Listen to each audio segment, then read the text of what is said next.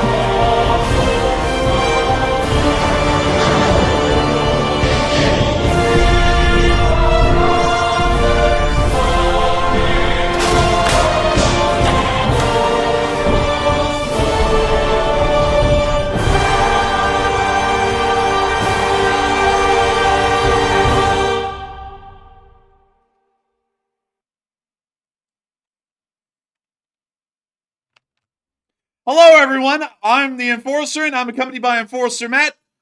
And good evening, folks. It's Enforcer Matt, and welcome back to day 863 of the news. And it's good to see you all once again after the 4th of July. And also, we're hearing massive news today of one of the largest Ukrainian drone attacks on Russia in recent months. And it's big news. And it's good to see you all once again. And of course, we are going to be covering the past 48 hours of the news of the war in Ukraine. And so we have gotten unbelievable news that the Ukrainian armed forces have been able to conduct an extremely decisive attack on Russian military infrastructure and also Russian war abilities, and have apparently caused serious damage, not just to the cities of Tambov and Rostov-on-Don, but we've also heard of an attack directly on an FSB headquarters within the area of Voronezh, which has led to one FSB agent's death. We have unbelievable news, not only over the past 24 hours, but really over the past 48 hours in total. And I hope that y'all all enjoyed your 4th of July break, as of course, the channel took a official channel holiday yesterday for the 4th of July, and we did not run a live stream. So if y'all are wondering where was the live stream for the 4th of July,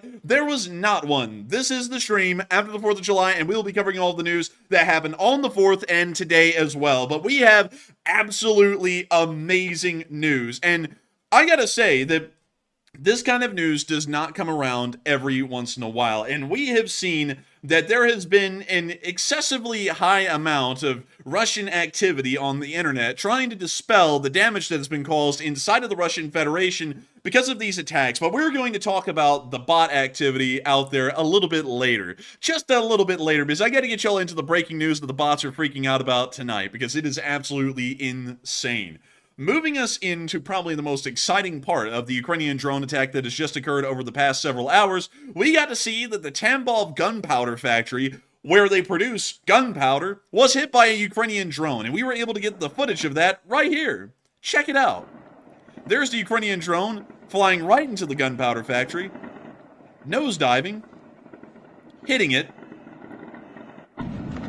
We can see the explosion, the car alarms going off, and the Tambov gunpowder factory was hit. I'm telling you what, man, it's like the Ukrainians wanted to like set off some fireworks themselves. They were in the 4th of July spirit, even all the way across the world. Dude, and you know what you have to make a good firework?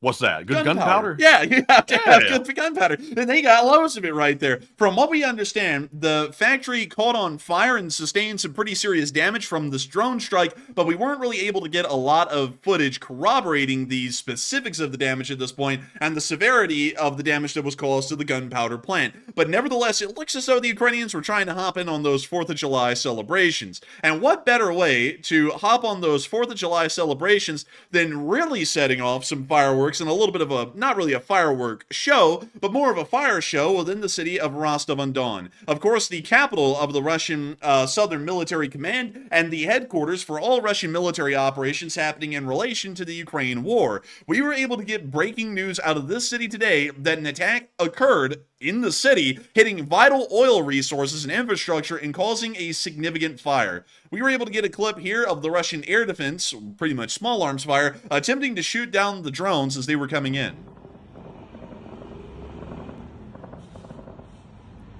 We can see tracer fire coming from the city of Rostov-on-Don below. We can also hear the sound of a nice city bus as we see an explosion in the distance. And actually, oh look, it's a truck of dirt. It's a Weister. Dude, they whipping out that Weister, my boy. Like, man, they said, hey, what holiday is it in America right now? And the Russians went, boy, I don't know, Weister? So they whipped out the Weister truck, my dude. Oh my lord.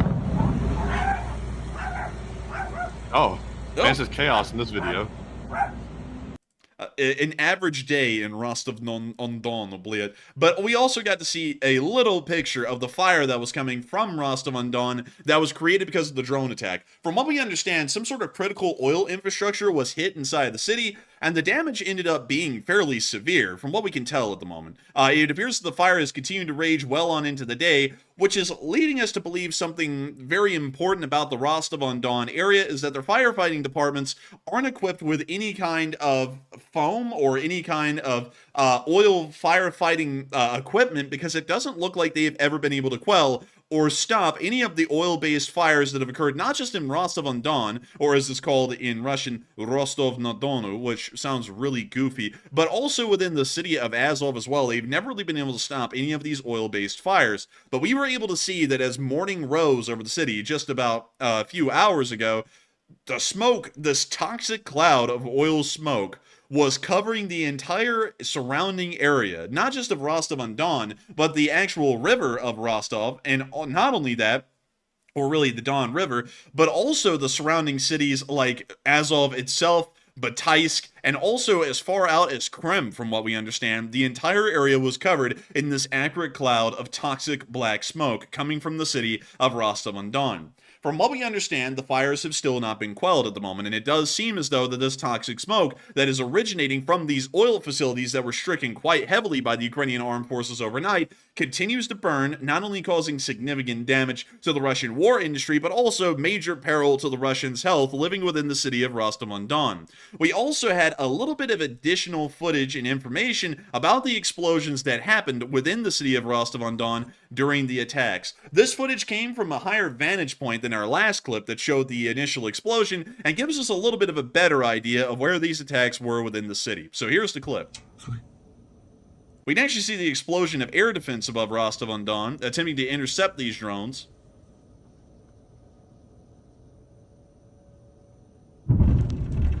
We see that the explosion has finally reached the cameraman as he continues to film, not really catching a lot more than the Russian air defense attempting to shoot down a drone and appearing to be completely unsuccessful, as the drone, as we saw in the prior video, did end up hitting its target and destroying it.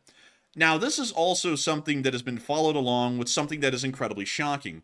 As Ukrainian attacks against critical military infrastructure and critical war industries such as oil refineries, oil depots, and also gunpowder factories, among many others, has been incredibly common throughout the war. It is very rare for Ukrainian attacks or Ukrainian-supported attacks to ever try and get at a Russian state institution, at least on a public level, where we start to hear about it. That is incredibly rare, and we rarely ever get to see proof of any of those kinds of attacks happening, or any successes resulting from those attacks. But Voronezh is a different story, as we got news that over the past 24 hours, just over the past day, there has been an attack on an FSB building in Voronezh, and one officer was killed. According to the information that we have, an unknown person broke into the building of the FSB inside of Voronezh and killed an officer of the Special Service, propagandists report. The attacker was then detained. A specific telegram called the, let's see, oh man, I forgot what that abbreviation stands for in Russian, but we'll call it the VCHK OGPU, claims that a man dressed in a construction uniform climbed onto the roof of a garage and shot one of the FSB officers with a Makarov pistol. Apparently, this construction worker is John Wick, because I've never heard of anyone climbing on top of a garage and then shooting someone at probably considerable distance for a Makarov and killing them. Like, that seems Sounds like he's pretty well trained. Like maybe he had prepared for this incident. Maybe so, because I want to show y'all a Makarov really quickly. I actually have one of these here, and they're pretty alright for what they are, but they're heavily based off of another pistol that many of y'all may have seen, which is the Walther PP. He said it, and I did, because it's an actual pistol. I'm not kidding. That's the Walther PP, and you can actually see that there's a really big similarity in between the Russians and the German PP, and it does seem as though that they're trying to compensate for something. But beyond that, the fact that they were able to use a Makarov chambered in 9x18, which isn't really that big of a round, or really that accurate of a round with this kind of a barrel length, and kill an FSB officer from the roof of a garage, it sounds a little wild to me. We don't know the exact range of the engagement, whether this was incredibly close and the guy pretty much stood on top of the garage, looked right down at the guy, and shot him, but nevertheless, we're not entirely sure. It does sound incredibly bizarre, though, that a construction worker took it upon himself to act out a single killing on an FSB officer and just whack the guy pretty much mafia style. We don't know why the construction worker did that. Maybe he mistook bricklaying for laying out the Russian FSB officers. We really do not know at the moment. But it is still. I heard in the construction gang he was a house painter. He painted houses for a living. That's what I heard. You know, man, I heard that this guy actually was pretty handy with a nail gun.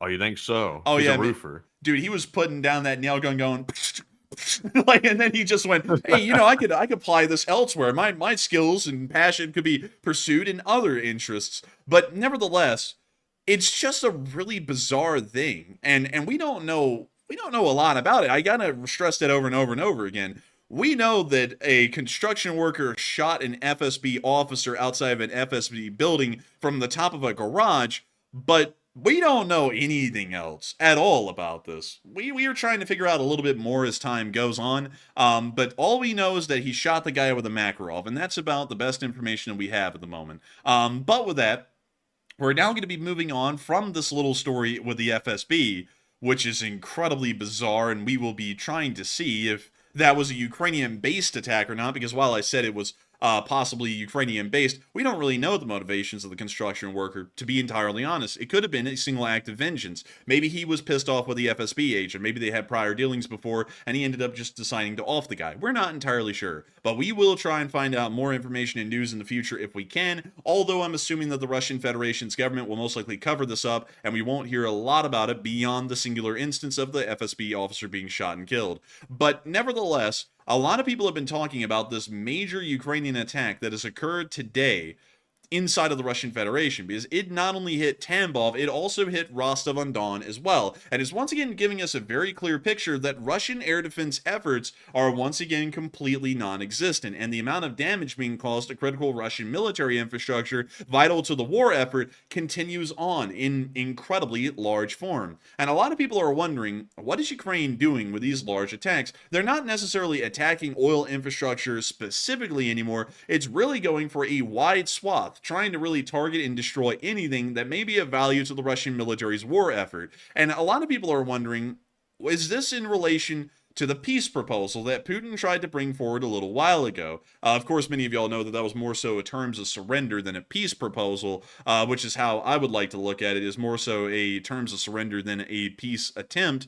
But nevertheless, a lot of people have been wondering, is that in relation to that? And is Ukraine trying to send a message with these kinds of attacks, that this kind of damage and this kind of suffering can be put onto the Russian government and the Russian military, practically forcing the Russian government into acts of desperation against the citizenry, against their own citizenry, or forcing them out of the war, not by their own hand. A lot of people have been wondering about this. And Matthew, what are people thinking about that, and what are you thinking about? Do you think that Ukraine is trying to send a message with this incredibly large drone attack that they conducted overnight? Or do you think that this was more so just, of course, normal Ukrainian military activity, where they were trying to wipe out critical Russian military infrastructure?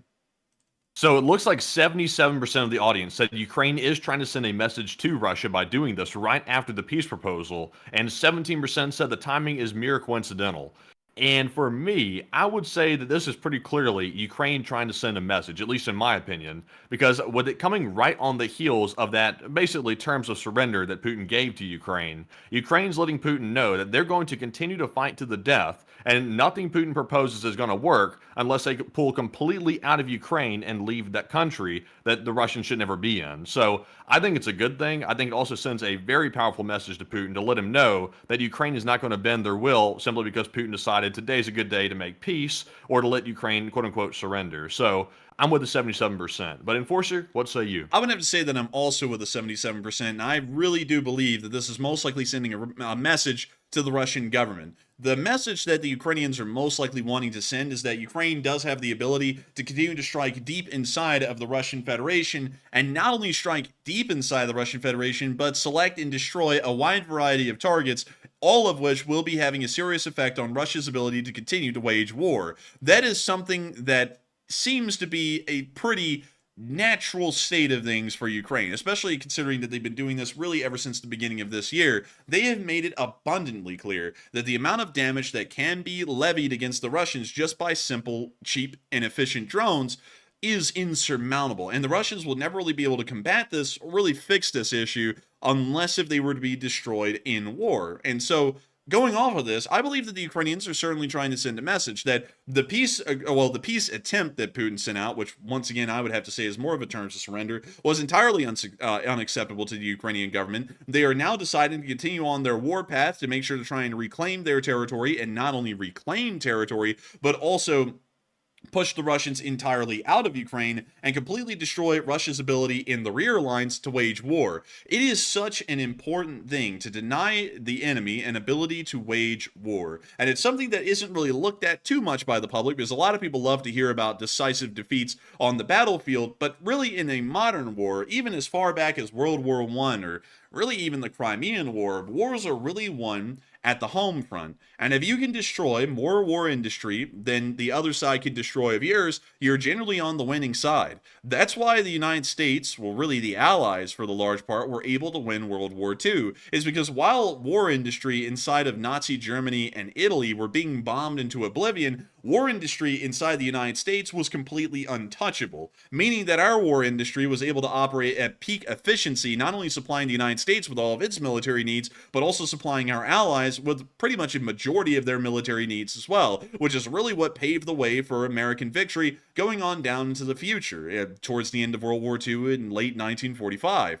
That is why it is such an important thing for Ukraine to be able to show that they are able to strike into the Russian Federation and continue on to do so. The Russians show that they may not be able to successfully do that anymore. A large amount of their Shahed 136s get shot down, and now the Ukrainian air defense is being resupplied with a steady number of air defense missiles for the Patriot, the NASAMS, and other forms of systems that they've been provided, like the IRIS-T. They are starting to shoot down a very large number of Russian missiles. Very few of them make it through to their targets, and this means that the amount of damage that the Russians are able to put onto Ukraine at the same time that Ukraine is trying to put damage onto Russia is actually less, meaning that the Ukrainians are in a winning position right now as far as the war industry is concerned, they will be able to last much longer than the Russians. Also, on top of that, the Ukrainians have a large amount of Western support that is flowing in, and as far as Western support is concerned in the lens of this war, it's a lot like American Lend-Lease support in World War II. The war industries of the West, beyond sabotage, which we have seen conducted a couple of times by the Russians, is practically untouchable. The Russians cannot fire into Western countries at the moment because they're not in an official state of war or in any form of official combat with any Western NATO country. So for the large part, the West is able to produce and provide any kind of armed forces equipment that they would desire to Ukraine, meaning that the Ukrainians, as far as the war industry picture goes, is in a far more advantageous position than the Russian Federation could ever be in, considering that pretty much all Russian war industry and all Russian industry vitals of the war effort can be targeted and destroyed by Ukrainian drones at this moment. But with that, we're now going to be moving on from that little poll and moving on into some more interesting news. This was actually an interesting little piece of news that we got today. Of course, many of y'all remember that before the 4th of July, on the 3rd of July, and also just in case if our international viewers are watching, because it's the 6th of July right now for y'all, right now in our current time zone on the stream, it is actually the 5th of July. So the 4th of July was yesterday, and the 3rd of July, according to our timetable on the stream, was the last time that we ran a stream. But many of y'all will know that on the 3rd of July, we talked a lot about Turkey and what Turkey was doing. And many people know, as the ancient proverb says on this channel, Turkey does Turkey things. And there's no other better way to explain what Turkey is doing in the world than that. But one thing that Turkey has done time and time again is provide Ukraine with military support, practically with no charge, really just on an act of goodwill. Of course, they expect something in the future, but for now, it is, of course, free of charge and largely an act of goodwill by the Turks. We were able to see that one of the brand new Ukrainian corvettes that's being constructed, which we showed on the 3rd of July before we left for the 4th of July holiday, is currently being tested in sea trials right now around the area of Turkey. And we were able to see this on film today. It was incredibly cool to see because this is the first sail of the Hetman Ivan Mazepa, which is the vessel that we showed y'all the last time we were on air, and it looks a lot like a Freedom-class littoral combat ship inside the United States Navy. But we can see them here panning the drone and showing the now Ukrainian corvette being pulled out of its mooring and sent on its first sea trial. We can see the rear helicopter landing deck, of course, with a large amount of ropes still out on the deck. But we can see that it's going through its sea trials quite well, it seems. And also, it really looks good. I mean, the Littoral-class ship design, at least in my opinion, for the LCS-1, is incredibly good looking. So anything that looks... It does look pretty sharp. Man, I mean, it looks sleek. It is a Corvette of the modern age, no doubt. Also, this was given to Ukraine, right? They didn't build this. No, the Turks built this new. Like, this thing got laid down at the beginning of the war, and it's finally entering sea trials at this point. Interesting. And they built it, and they're giving it to Ukraine free of charge. Like, this isn't a Lend-Lease piece of equipment or anything like that. I don't even think the Ukrainians ordered this vessel. The Turks just said, we're giving this to y'all as a gift. So that's actually pretty interesting because that is a pretty large expenditure and undertaking for the Turks, not only to give a vessel to Ukraine, but to lay down the keel of one and build it from the ground up specifically for the Ukrainian Navy, which is incredibly interesting. But we can see them continuing to show off the vessel, of course still being fitted out, but this is the beginning of the sea trials, and it just looks good. I mean, you can't deny that. It's an incredibly good-looking vessel. It does. The Turks build a good ship.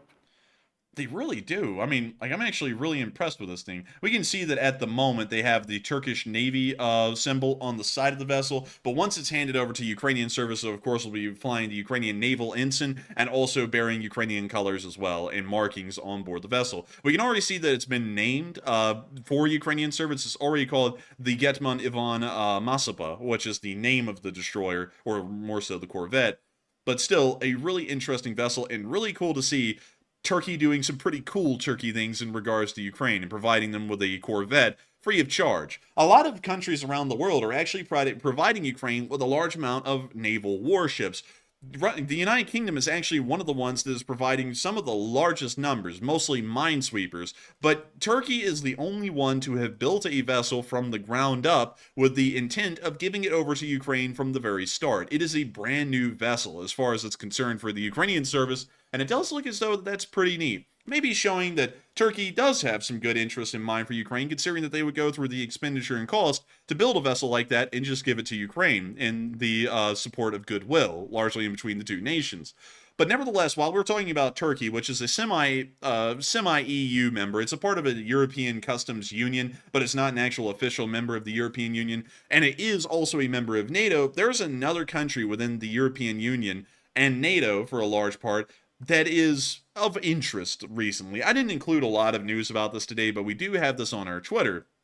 That Viktor Orban, who recently took a secret visit to Kyiv, pretty much, from what we understand, on the 3rd of July, when we were last here, was just spotted in Moscow, and his motorcade is currently traveling, just a few hours ago, to the Kremlin to have a meeting with President Vladimir Putin. A lot of people have been wondering, what is Viktor Orban up to? Considering that he's met with Ukraine and Russia, it's led many to believe that he is trying to conduct some sort of a peace mission. And a lot of people are wondering, what in the world is this peace mission being motivated? Why? Why in the world would Viktor Orban, a somewhat unpopular figure here in the West, attempt to try and conduct a peace mission in between the Russian Federation and the state of Ukraine? And why in the world would he be meeting with both leaders? And what in the world would he be attempting to achieve? And a lot of people have been thinking that Viktor Orban was sent to Ukraine by Putin, and he is now going back to Russia to actually meet with Putin in person and speak with him of his successes or defeats that he had in speaking with President Volodymyr Zelenskyy. Others are saying that maybe he's acting on his own accord and he's actually an agent of peace, trying to enter the same sphere that the Turks are possibly within, where they might be able to broker some sort of a peace arrangement. Others are saying that it's completely unrelated or they're completely unsure, and it's just a raw coincidence that Viktor Orban visited Ukraine and Russia really just within a 72-hour time window between one visit and the next. But Matthew, what are people thinking about these mysterious and odd actions that are being conducted by Viktor Orban? Do they think that he's an actual agent of the Russian Federation and attempting to broker a peace in their favor, or that he's just an agent of goodwill? What are they thinking about that, and what are you thinking about it? All right, so we asked the audience that question, and it looks like 69% of the audience, nice, said Orban was sent to Ukraine by Putin himself, while 21% said Orban is acting on his own accord, and only 2% said it's completely unrelated. And in my personal opinion, I think Orban was sent to Ukraine by Putin to relay a message. And basically, the message that was being relayed was Putin wants a ceasefire. And why I think that is because I saw a post from the Kyiv Post that says Zelenskyy commented on Orban visiting Ukraine and said that they can simply not talk about a ceasefire because right now in the war and the way it's going, the Ukrainians are pushing the Russians back, and it would make no sense for Ukraine to agree to that. So that is why Orban went to Ukraine, in my opinion. And now Orban's in Russia. He's gone back full circle back to Putin. And now he's telling Putin, hey, look, here's what we said. Like, hush, hush, you already knew this. You told me to go say that. But here's what happened. And now Putin is coming out publicly and saying, oh, well, we would never agree to a ceasefire after Zelenskyy turned it down. So Putin is trying to save face now by saying they would never agree to that. And now it makes Orban look like he's just a simple independent broker of peace, which he's not. So the whole thing is a charade. Orban is Putin's lapdog. It's been known for a long time. And he's definitely not acting on his own accord, in my opinion. But Enforcer, what say you? I would have to say that, in my opinion, Orban is most likely not a direct agent of Putin, but most likely in favor of a peace agreement that would be in Putin's favor.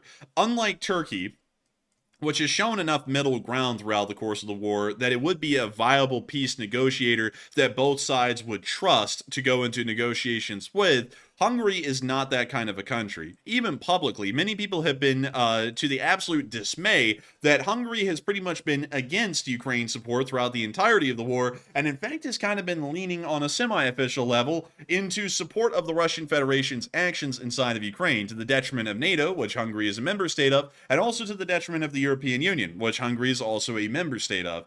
This has been a pretty big shock that Hungary's position has pretty much remained unchanged since the beginning of the war, and that there's really been no attempt to reconcile that or make sense of it by the Hungarian government, or better yet, to change their position and be in line with most NATO and European Union thinking. it seems as though to me that if Viktor Orban spoke to Zelenskyy quietly, he was probably attempting to try and sway Zelenskyy into reaching some sort of peace agreement with the Russian Federation. And now he's going back to the Russian Federation and attempting to try and relay what he said to Zelenskyy and possibly see about getting a counteroffer by Putin to then send back to Zelenskyy. Nevertheless, one thing I would say is that I would not trust a party that claims to be neutral, that reaches out to you, actually takes a state visit, an unofficial state visit to Ukraine, to reach out to you about getting into a peace agreement, and then immediately traveling to the Russian Federation, the enemy of Ukraine at the moment.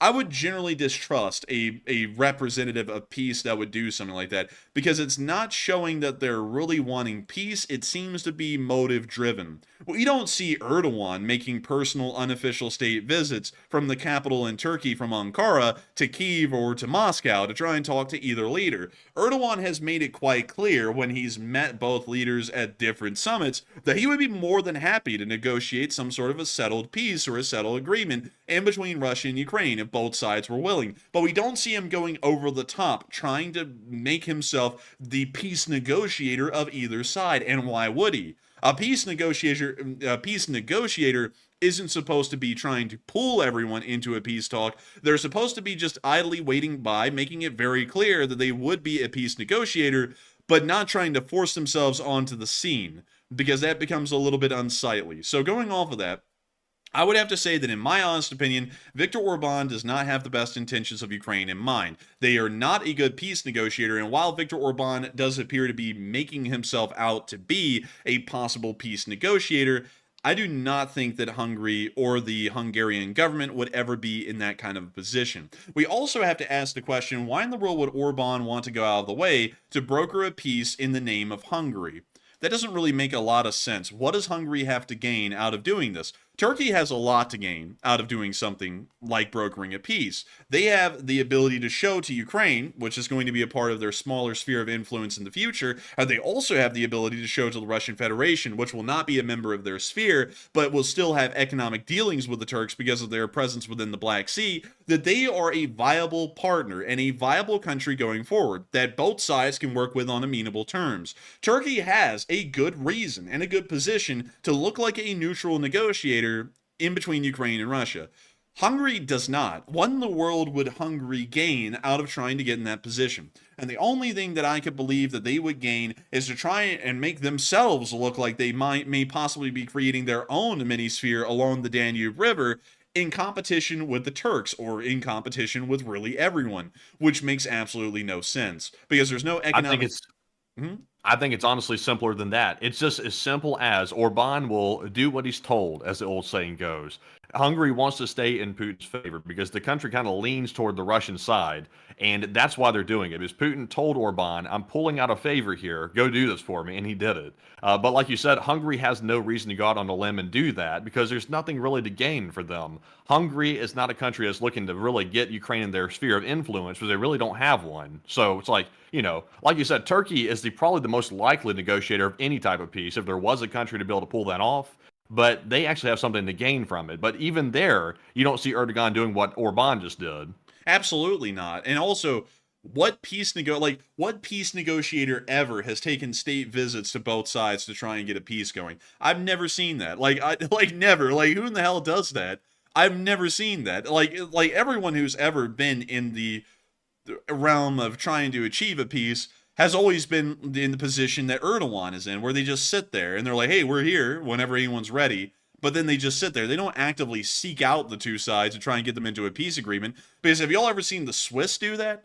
Have y'all? I mean, I haven't. I've never seen the Swiss do that. Or better yet, with the War of 1812 in between the United States and the British Empire, who in the world negotiated that peace agreement? It was actually the Belgians, with the Treaty of Ghent in 1815, which was actually signed in the city of Ghent right up here. But nevertheless, they didn't actively go out. Like, the Belgians didn't go out to Britain and the United States with official diplomatic envoys and go, hey, let's get a peace going. No, they didn't. They sat there and went, if anyone would like to talk about a peace, we all could do it here. Because, you know, we don't have a stake in either side. And also, you know, we would benefit from both of y'all, either whether y'all win or lose. So we have nothing to gain or lose. Y'all can come talk here. And that's what the Turks are doing right now. They are saying we have nothing to gain or lose. So y'all can come talk here. We're just going to end up winning either way, whether one side is defeated or one side wins. But with that, They got Putin's got Orban out here running around like he's on an hourly wage or something. Like, got him out here doing like the water boy routine. Like, go to Ukraine first and ask them what they want, then come run back to Russia and tell me what they said. It's like, come on now. It's like we already know that Putin already knows what Orban is saying. Like, there's no like real question about that. It's like Putin knew because he gave him the order. It's like now he's coming back for the photo op to Moscow to make it look like, oh look, it's a big spectacle. It's a big deal. Like there's an actual effort for peace here. But it's like, why would Putin not want a ceasefire? Because right now Russia's losing, and that would give Russia a chance to rebuild their arms and give them some breathing room. So why would Putin suddenly say no to that? Because it would benefit Russia, really. The only one it really hurts is Ukraine, because they're the ones with the momentum. absolutely. And that's why it makes no sense that Orban would try and make himself look like a neutral negotiator, which it looks like he's trying to do right now. It doesn't look good. It's a bad look. Hungary should disengage from these kinds of activities and just kind of sit on the sidelines. No disrespect to the Hungarian people, though, because the Hungarian people and the culture and history of Hungary is pretty cool, but the Hungarian government at the moment, I don't think they know what the hell they're doing at the moment, so they ought to just sit back and take it easy. But moving on from that, that pretty dismissive sounding comment, we're now going to be moving on out of the Hungarian news and the weirdness that's been going on there, and we're now going to be moving on into our location unknowns, because we actually have a couple of interesting ones tonight, starting off with a little bit of a look at Ukrainian air defense, which has been protecting the skies over the Russian Federation. And here's the clip. And you see them loading up what appears to be an S-300 surface-to-air missile defense system.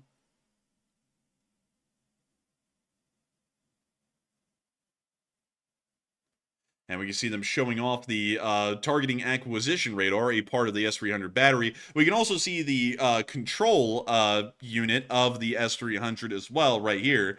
And that actually looks wildly ancient. Like, you don't realize how antiquated Soviet equipment is until you see it. And what's crazy, Matthew, is that this is the Ukrainians using it, but the Russians are literally using the exact same system.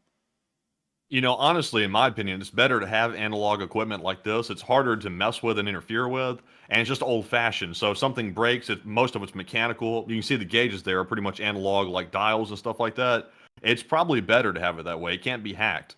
Well, I mean, is it really better? Because I've seen a lot of these things get blown up by things that don't operate like this. You know, like I've seen a lot of Western systems that operate off of that frou-frou looking beautiful prettiness, blowing up these old analog systems quite frequently. I don't think they're doing that well anymore. They're pretty Depends on the operator. If you got a bad operator, no matter what the equipment is, it's going to be bad. Man, you're not telling me that looking at heart rates on your monitor, I don't think you're telling me that that's better than what we have in the modern day with a Patriot or a THAAD. But we can see them firing this ancient Star Trek style system, and there goes the missile across the horizon, hitting a target, pretty much right on the very edge of the horizon. We can see an S-300 firing again over into the distance, over the horizon, and hitting its target. And we see them hitting another target. It actually seems as though that the S-300 is engaging and destroying systems that are wildly close to the launchers. I mean, they're within the view of the horizon, which is pretty bizarre. We can also see what appears to be some S-200s here being used and fired by Ukrainian air defense. The S-200 is an incredibly old system. It's not even comparable to the S-300 or the S-400, but we can see them using that system right here in the defense of Ukraine's skies. Pretty wild to see such an old system in use, but still doing its part in the war effort.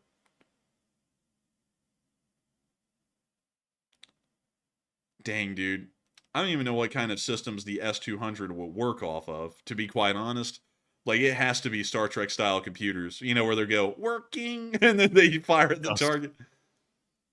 But they are just splattering stuff with these S-200s. Also, thank you, Reese Writings. I think it is an S-125. Let me check S-125. Now you see the Gepard in action. Actually, you are correct, actually. Thank you, Reese Writings. It is an S-125, not an S-200. Let me make sure that I'm getting that correct about the S-200. Okay, yeah, you are entirely correct. The S-200 is a far larger system. So what we were looking at right there is the S-125. So let's see here.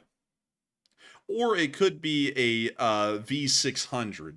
It appears, because I'm looking around and trying to see what kind of air defense systems are similar, and the V-600 looks nearly identical. But we can see the Ukrainian air defense, once again, doing incredible work over the skies. Even with older equipment, they still end up getting the best performance they can out of them. But to really quickly show y'all that air defense system we saw at work in that last little video, this is I believe this is called the V-600. Yes, this is a modification or an improvement of the V-125 surface-to-air missile defense system. And I've got to say that this is the most missile air defense system looking air defense system I've ever seen, Matthew. I don't know about you, but it literally screams like missiles that fly there for air defense. Man, it looks really intimidating. It reminds me of like a bigger version of like the Hawk system or something like that. It has that kind of like older style, like crude look to it, but I like it though. It's kind of brutal looking. Yeah, it really is pretty freaking brutal looking. It has a look like every single early surface-to-air missile system had, because we actually had some of these in U.S. service. I believe they were called, what in the hell were they called? They were called the Nike or something, I think. Let me go pull that up, the Nike missile, because I'm sure I'm not thinking of that incorrect. Actually, I'm thinking of that dead on the mark, man. I cannot believe I remember that it was called a Nike missile. Because they have some really cool shoes now called Nikes, but they actually had a missile back in the day called a Nike. Let me see if I can get y'all a picture really quickly of the Nike. So, let's see here. Where's a good picture? So this is about the best one I can get, but these are some Army operators operating some Nike missiles. This is why, also, man, you wouldn't believe this, but these missiles were on display in this picture during the 60s at the Redstone Arsenal in Huntsville. That's pretty cool. You know something else as well? You said these are Nike missiles. I wonder if on the side they have "Just Do It" and a big check mark written on it. You know, Matthew, I heard that they actually started working on a line of Air Jordan missiles, but then they dropped them. Oh, yeah? But yeah, like I heard about that.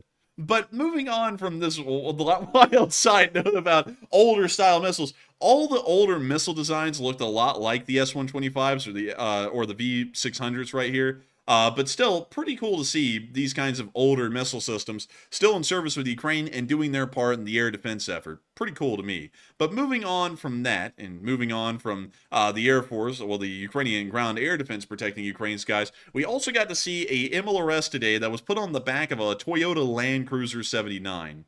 If it loads, I don't know why this one's taking a minute, but here's the old. Oh, look at that! Isn't that cool? That's sick. That's actually sick. Are you sure it's a Land Cruiser though? Because that does not look like a Land Cruiser. Let's pull up a Toyota Land Cruiser.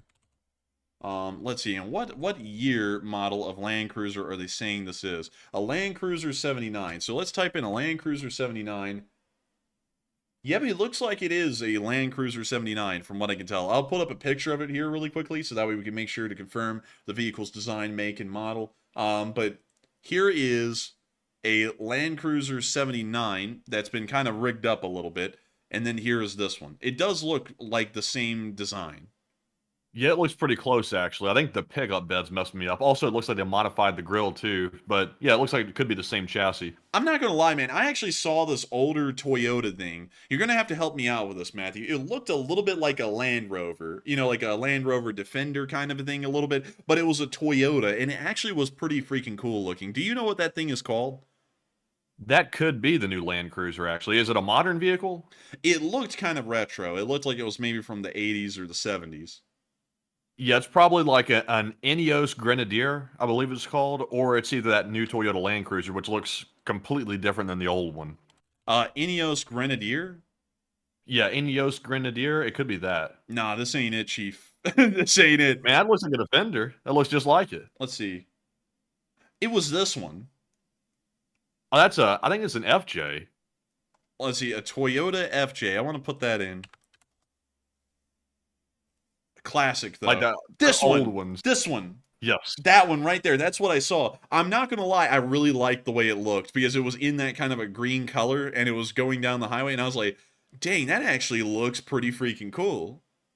Man, you got to like it if you're buying one of those. Those things are crazy expensive because they're like collector's items now. But yeah, they do look pretty cool. They're really historical looking. How much are these things? Hang on, let me go pull that up. Sorry, everyone, I'm getting distracted now. But what year model of Toyota FJ is that, Matthew? Honestly, I don't know. It could be like a 69. I don't know. Looks like Nice. the years I'm getting is like somewhere in the 60s and the 70s. So we're gonna go pull up 1970s Toyota FJ, and let's see if I can find FJ40 for sale. It looks like that might be it. So let's see how much those things are going for right now.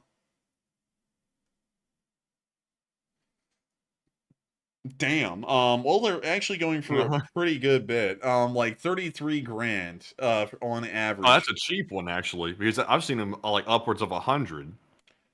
Let's see here. So this one right here, which actually is in fairly good shape from that picture alone, it's was sold for $35,000 on March of 2024. So they're not that expensive, like compared to 100 grand. They're not that expensive, but they do have a really cool look to them. I'm not gonna lie, like these things look kind of like an M151 mutt kind of a deal. You know what I mean?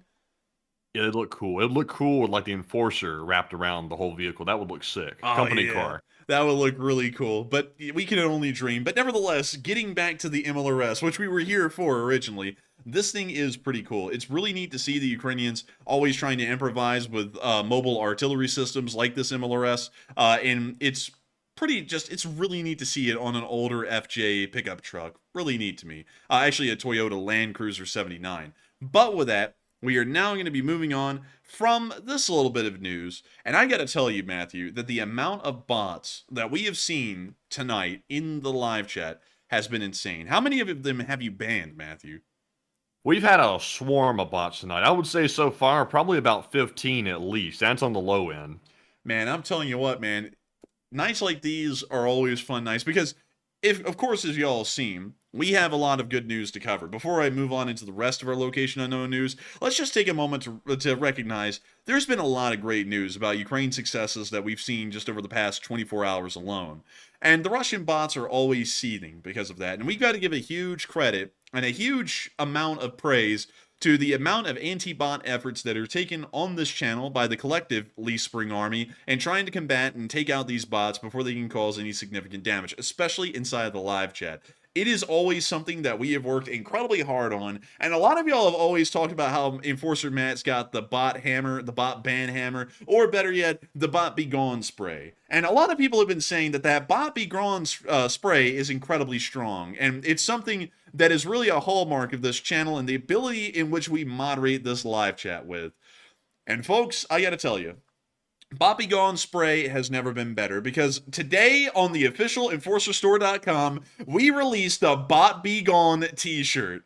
Let's go! Hey! And it is sick looking. Matthew actually is wearing one right now while we're running the stream. Yes. And these things are incredibly cool looking. We actually made a custom artwork on these t-shirts of Bot Be Gone spray. We made it with the Ukrainian colors on it, so that way, of course, it was more about what we're doing on the channel. It is incredibly cool, incredibly neat to see, and we love to know that we are able to put this out for all of y'all. It is a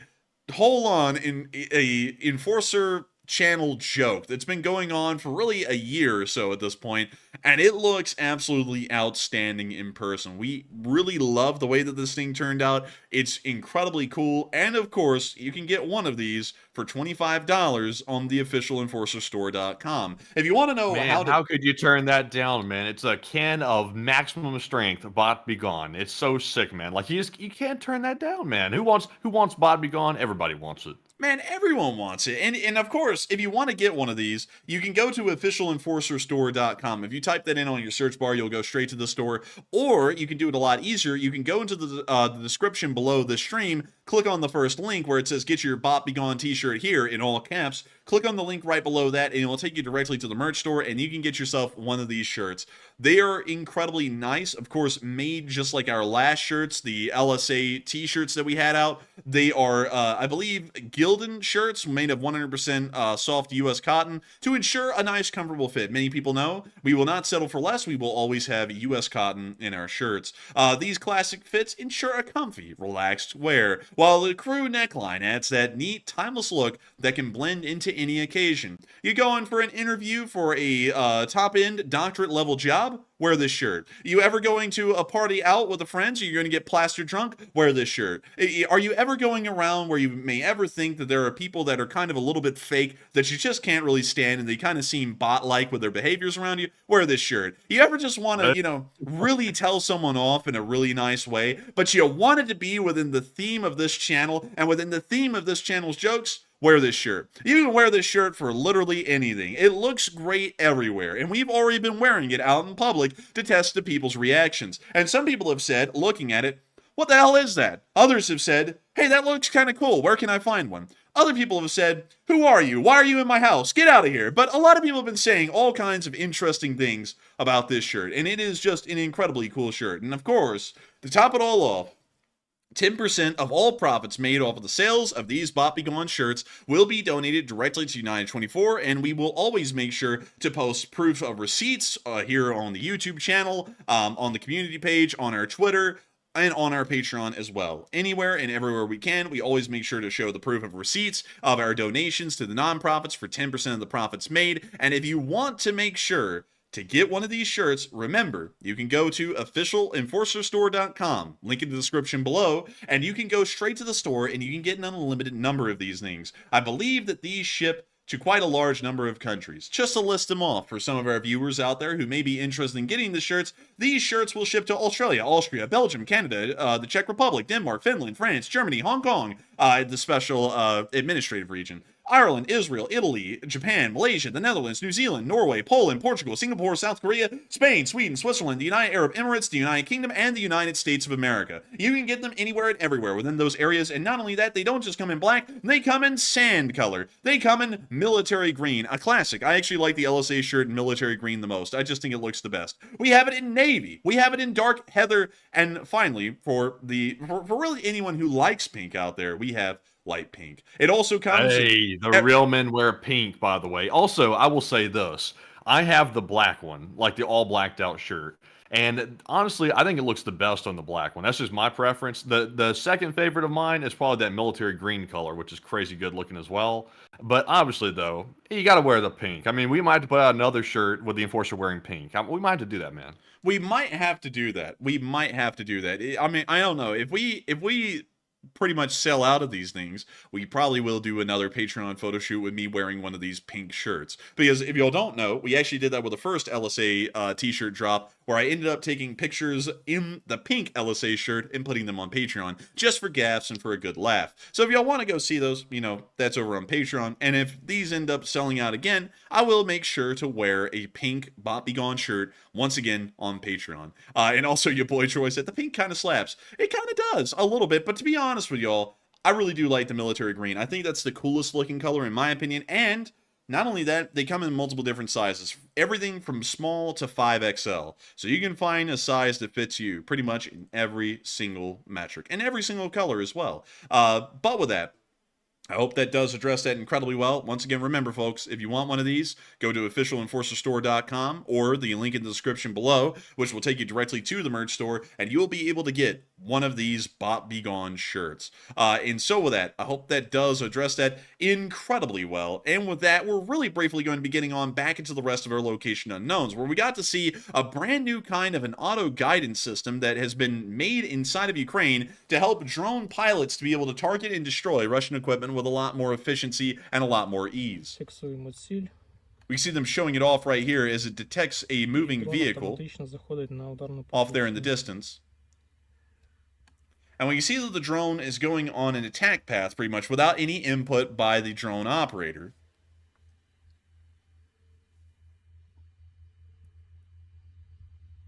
Man, what is that at the top of it in green? Is that like some kind of code or something? I think it is. I think it's some sort of inputs for the drone to make sure that it's able to go on its attack path. And we can now see it going on its final approach. And then we can see the drone pulled off at the last second because the pilot inputted some information. But we could see that it was targeting these guys right here that are operating the drone, and it went on an automatic attack path straight towards the vehicle. This is incredibly good for a drone to be able to have, because if there's ever a splotchy connection by the drone operator, it makes sure to take over for the drone operator and lead that drone into its final attack path, hitting dead onto that vehicle even if the drone operator can't see it. Another thing that's really good about this is that inexperienced drone operators can also be able to get their own hits and their own vehicles destroyed because they won't have to be counting on pure skill. Part of the most difficult process, the actual final attack path, is automated by the drone at this point, meaning that attacks will be much more efficient going on in the future. A really cool innovation to see, and once again helping the Ukrainians to achieve a little bit of an edge in the drone warfare field. We also got to see that Petro Poroshenko, speaking of drones, bought more of them. Petro Poroshenko used to be the president of Ukraine right before Volodymyr Zelenskyy took office. And he has bought another several thousand drones, and for some reason, he has put them all out for the pictures to be taken, just so that he can style on them hoes out there on the Russian front. I don't know why he does this, but he did it again, because he's actually done this like 2 or 3 times now. And each time he's taken pictures like this is the 3rd time he's done it. So I decided that this time we were going to show you all the picture, but it's just hilarious to see Poroshenko. By the way, to remind everyone, he was actually out there in the trenches during the defense of Kyiv during the first days of the war, and now he's just out here styling on people by buying thousands of drones and then just posing with them before he sends them off for the Ukrainian frontline troops to use. But still, pretty cool. I gotta say, the drip is immaculate here, man, and that absolute pose speaks brilliance, Matthew. It really does. Man, that's impressive. I'm just sitting here looking at it, wondering how long did it take him to put all these drones out like this? Because that's like, it looks like 1,000, man. It's like, this is so many. Dude, that's what I was thinking when I saw this. I was like, how many assistants and aides did he have to unbox all of these drones and put them out like this? Like, how long did that take him? Like, I don't know, but it was a really cool picture. They unboxed everything, threw them all out there, and then he said, wait, let me cook. And he walked out there right in the middle and said, take a picture. It's like, we did all that for just the picture? What? Dude, you know what, man? This requires a good Canva moment. Hang on. Let me go to Canva. Let me do something. Let me cook, Matthew. Let me cook. You know what I mean. You know what I'm about to do. Let him cook. Let me go cook really quick. 1 second. All right, so we're going to get rid of that as well. All right, so blank slate, clean canvas. All right, so what we're going to do is we're just going to take that. We're going to drop that in here, and then we're going to enlarge that. See, like just like so. Okay, so we're going to do that, and then we're going to center them. Just like that, see? And then we're going to go to edit image, okay? And we're going to go to adjust. And I'm going to put a vignette on that thing. And then we're going to, let's see here, effects. We want that black and white. Where in the world is that? I need to find it. Come on, come on, come on. Classic. Okay, hang on, hold up. Hang on, dude. I'm getting it. I'm cooking, man. All right, so then we take this. Oh, not the parental advisory sticker. Dude. Pick goes hard. Feel free to screenshot. Man, this is good enough for a rap album art cover, I'm telling you. Man, it really is. Honestly, man, when I saw it, I was like, you know, if we did this on stream, this would probably get a lot of laughs. It really does look like one of those album covers. No lie, man. It does. Just add some, like, trippy stuff in the background and you're finished. Man, I'm telling you what, man. But nevertheless, I hope that does address that well. Really cool picture, though. Drip is immaculate. But moving on from that little picture of Poroshenko, once again, great to see that he's supporting the troops out there on the front lines and helping them to get some vital drone equipment. We're now going to be moving on into our last bit of Location Unknown news, where we get to see the Russian casualty report. And it was incredibly high. Ooh! Oh, damn, man. This is hideous for the Russians. 5 Bobcats, too. That's tremendous. Man, absolutely tremendous, man. I'm telling you. 1,110 Russian soldiers were wounded and killed over the past 24 hours, an incredibly high number, along with 11 armored personnel carriers, 54 supply trucks, 10 main battle tanks, 54 artillery systems, 57 drones, and the 5 Bobcat skid steers. Today was an impressive day by every single metric in the casualty report for the Ukrainian armed forces. And I gotta say that it is wonderful to know that they are continuing to inflict high losses onto Russian Federation forces and are continuing to hold a very successful defensive throughout most of the front lines over the past 48 hours. We are now going to be moving on out of our location unknowns and on towards the actual front itself and starting to cover all of the news over the past 48 hours that has evolved over the front lines. But before we get to that, I want to make sure to get to something that a lot of people have been talking about today. This is something that has been a big shock. As many people were talking about this on the 3rd of July, we're now back on the 5th of July after our 4th of July holiday, and things have really changed since the last time. So today, Ukraine rejected the Tucker Carlson interview and told him to check his FSB sources, completely denying him the interview that we had heard was already slated in between Zelenskyy and Tucker Carlson. And a lot of people are wondering a lot of people are giving their ideas and their thoughts on this action by the Ukrainian government and what it means to them, or whether they support it or whether they don't support it. And a lot of people are saying that Zelenskyy may have dodged a PR bullet. Some people are saying that Zelenskyy may have missed an opportunity, and others are saying that it wouldn't have mattered. And some folks are a little bit unsure and undecided. But nevertheless, a lot of people have been having a lot of comments on this because it looked as though that this was going to go forward, and now pretty much immediately they have backtracked and it's not going to be going forward anymore. And so, Matthew, what are people thinking about this action by the Ukrainian government? Do they think that he dodged a PR bullet, or are they thinking that he missed an opportunity? And what are you thinking about it? So on this one, it looks like 49% of the people said Zelenskyy dodged a PR bullet, and 22% said he missed a big opportunity, Zelenskyy did, and 21% said it wouldn't have mattered at all. And on this one, I'm actually in the minority because I think Zelenskyy would have been wise to actually take that interview. Not because Tucker Carlson is a good guy or a good journalist, but because Tucker Carlson's audience tends to lean sort of like against Ukraine. They're typically not the pro-Ukrainian audience that Tucker has, from my experience. So this was Zelensky's opportunity to speak directly to the anti-Ukrainian people, which is the audience that he really needs to speak to the most to be able to convince them not to support the Russian interests. But instead, Zelensky's, I believe it was his press secretary, actually came out and dissed Tucker Carlson and said that he needs to go check his FSB sources instead of trying to get an interview with Zelenskyy. So I think Zelenskyy might have messed up with this one. And once again, I'm not a fan of Tucker personally as a journalist, but I think Zelenskyy kind of played this the wrong way. He kind of gave in to anger on this one, because I understand why Zelenskyy doesn't like the guy, but you sort of have to play the political game instead and not get too caught up on emotions. But I actually think he missed an opportunity. But Enforcer, what say you? I would have to say that I'm generally not against the idea of speaking to the opposition, even if they're never going to agree with you. It shows that you have the bravery and the courage in your own convictions and your own beliefs that you would speak to the opposition and believe that your convictions would hold firm. However, I would say that there has possibly been a bullet that was missed. Because we do have to weigh into factor that while the last time I talked about this, I said that I believe that common sense and logic would win, the modern world isn't really filled with common sense and logic. Of course, many people believe the story that came out a little while ago that Olena Zelenskyy, which is Zelenskyy's wife, bought a Bugatti, and the receipt had a date that hasn't even passed yet on it. Like, the invoice had, like it was a ridiculous looking invoice. The logo was old. It was made in a Word document. Like it was absolutely crazy that people would believe that. And from what we understand, a lot of people took that at face value until the Bugatti dealership that the people claimed had made the invoice said that they were going to sue the people who made that fake receipt because they had never sold a Bugatti to Olena Zelenskyy, and that was pure defamation of some sort on their end towards that dealership. So going off of that, I would have to say that possibly it may have been a PR bullet dodged, maybe. But at the same time, if I was in Zelenskyy's position, I wouldn't have strayed away from speaking to Tucker Carlson, because I know what's going to happen now because of that.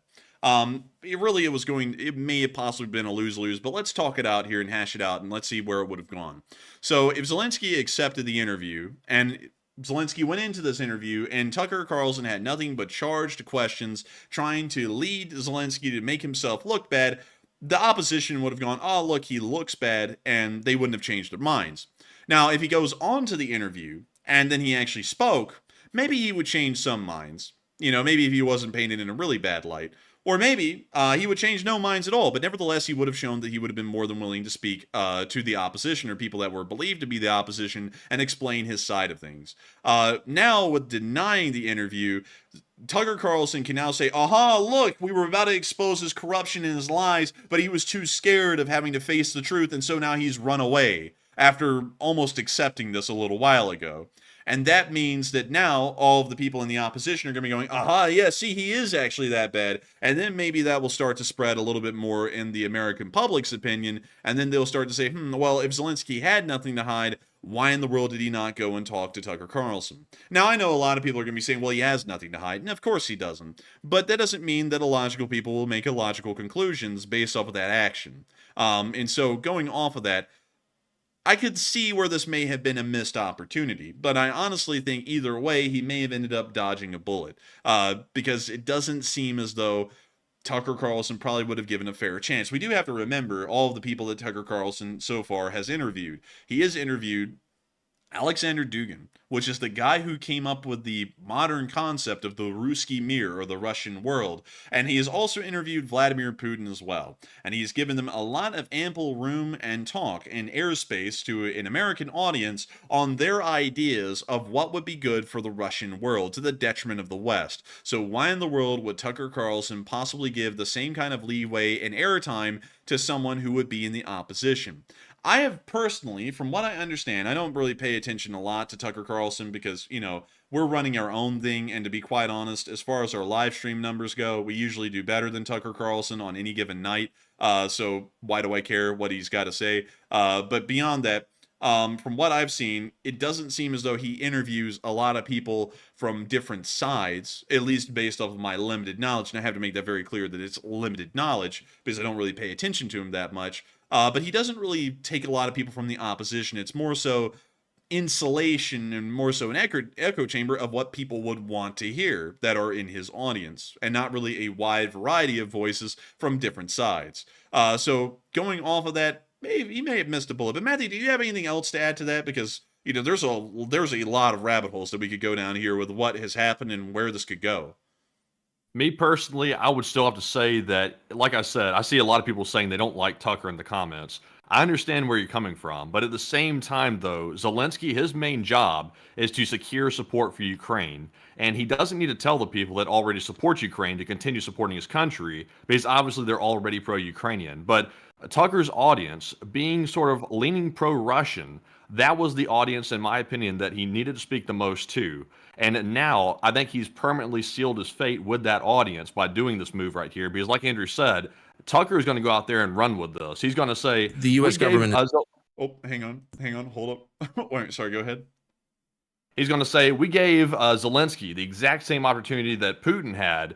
Putin took the interview, and even though Putin kind of punked Tucker when he was in there, Zelenskyy didn't take it at all. And not only did Zelenskyy not take it, he also made a jab at Tucker, which is going to piss Tucker's audience off even worse. So, to me, he should have done it, because nothing Tucker can say is going to defeat Zelensky's argument, because Zelenskyy is speaking facts. He's the country that's been invaded wrongfully, and Zelenskyy can simply tell Tucker, do you support women and children being killed by a dictator? And what's Tucker going to say? Oh, well, yeah, I support that. It's like, he's not going to say that. So Zelenskyy had an easily defendable position, but he chose to take the sort of emotional route and say F off to Tucker. And I understand why you'd want to say that. Like I said, he had all the grounds to say it, but he shouldn't have done it. That was not the strategic move to make, in my opinion. But I know where everybody else is coming from, though. I know people are going to be like, well, no, Tucker's not good. And, it is what it is. And really quickly, because the interruption that he had, sorry about that, was me trying to click really quickly on Tucker Carlson's channel and take a look around, because I was thinking, maybe I'm looking at this incorrectly. As many people may know, I may be looking at this wrong. I don't really pay attention a lot to his channel. Maybe he does give a fair audience to people on all different sides. But from what I can tell, that is certainly not the case. I mean, it's actually very, very opposite. It is literally all just one leaning, one direction. There's no real fair audience given from what I can tell, just based off of the thumbnails and the titles. I mean, it's like, let me see here. The U.S. hates Hungary. Here's why. And it's like, what kind of title is that? But let's see here. Hang on, I want to find one, because also, by the way, many of y'all know that Tucker Carlson is a political figure, so I'm trying to go through every single title and every single thumbnail, which is political, and not pick those, because I know people will start a political argument here on this channel for that. But let's see here. He interviewed the president of Guatemala, I believe. Let me make sure I'm looking at the right country. I believe it is Guatemala. or it's Nicaragua. I'm not entirely sure, but nevertheless, he interviewed the president of that country. Of course, the one, and when I tell everyone what the guy has done, you'll all know who I'm talking about, although I'm not probably getting the country right. He interviewed the guy who became the president of a Central American country, and then pretty much enacted some sort of a martial law to imprison practically anyone that the government wanted to try and crack down on gang violence. And while the crime has greatly plummeted inside of that country, which you do have to commend on some level, it took draconian efforts and measures, which have not been lifted at the moment, to try and do that. And now it's a question of, is that kind of a power that was used in an emergency measure going to be used as a hammer of the government, used to crush really any opposition to the government that is currently in charge at that moment? And considering that it looks like the thumbnail is already painting that guy in a positive light, it really begs the question, what kind of a message is being sent by Tucker Carlson? And it doesn't appear to be one that is fair and balanced. It appears to be one that's trying to push a certain narrative really across all levels, not just being not really pro-Western. I would actually say that it may be possibly anti-Western. I wouldn't say that outright. I haven't really paid attention a lot to the content the guy is putting out. But it kind of is. You're kind of on the right track. Yeah, it kind of does look like it. Because it seems as though the general running theme of this channel is West is bad, authoritarianism and dictatorships are good, and we need authoritarianism and dictatorships here in America. That's honestly what it kind of comes off as, just looking at it at a quick glance, because a lot of thumbnails seem to be leaning towards, oh, look, I'm talking to the strongman guy who runs this country like a dictator, but that's good because he's strongman, he puts people down. That's great. You know, that's really what every thumbnail comes off as. That's true. That's also what I take from it as well. From what I've seen, he does tend to lean that direction, sort of like toward I'm not really Russian, just kind of like, honestly, kind of anti-democracy, really.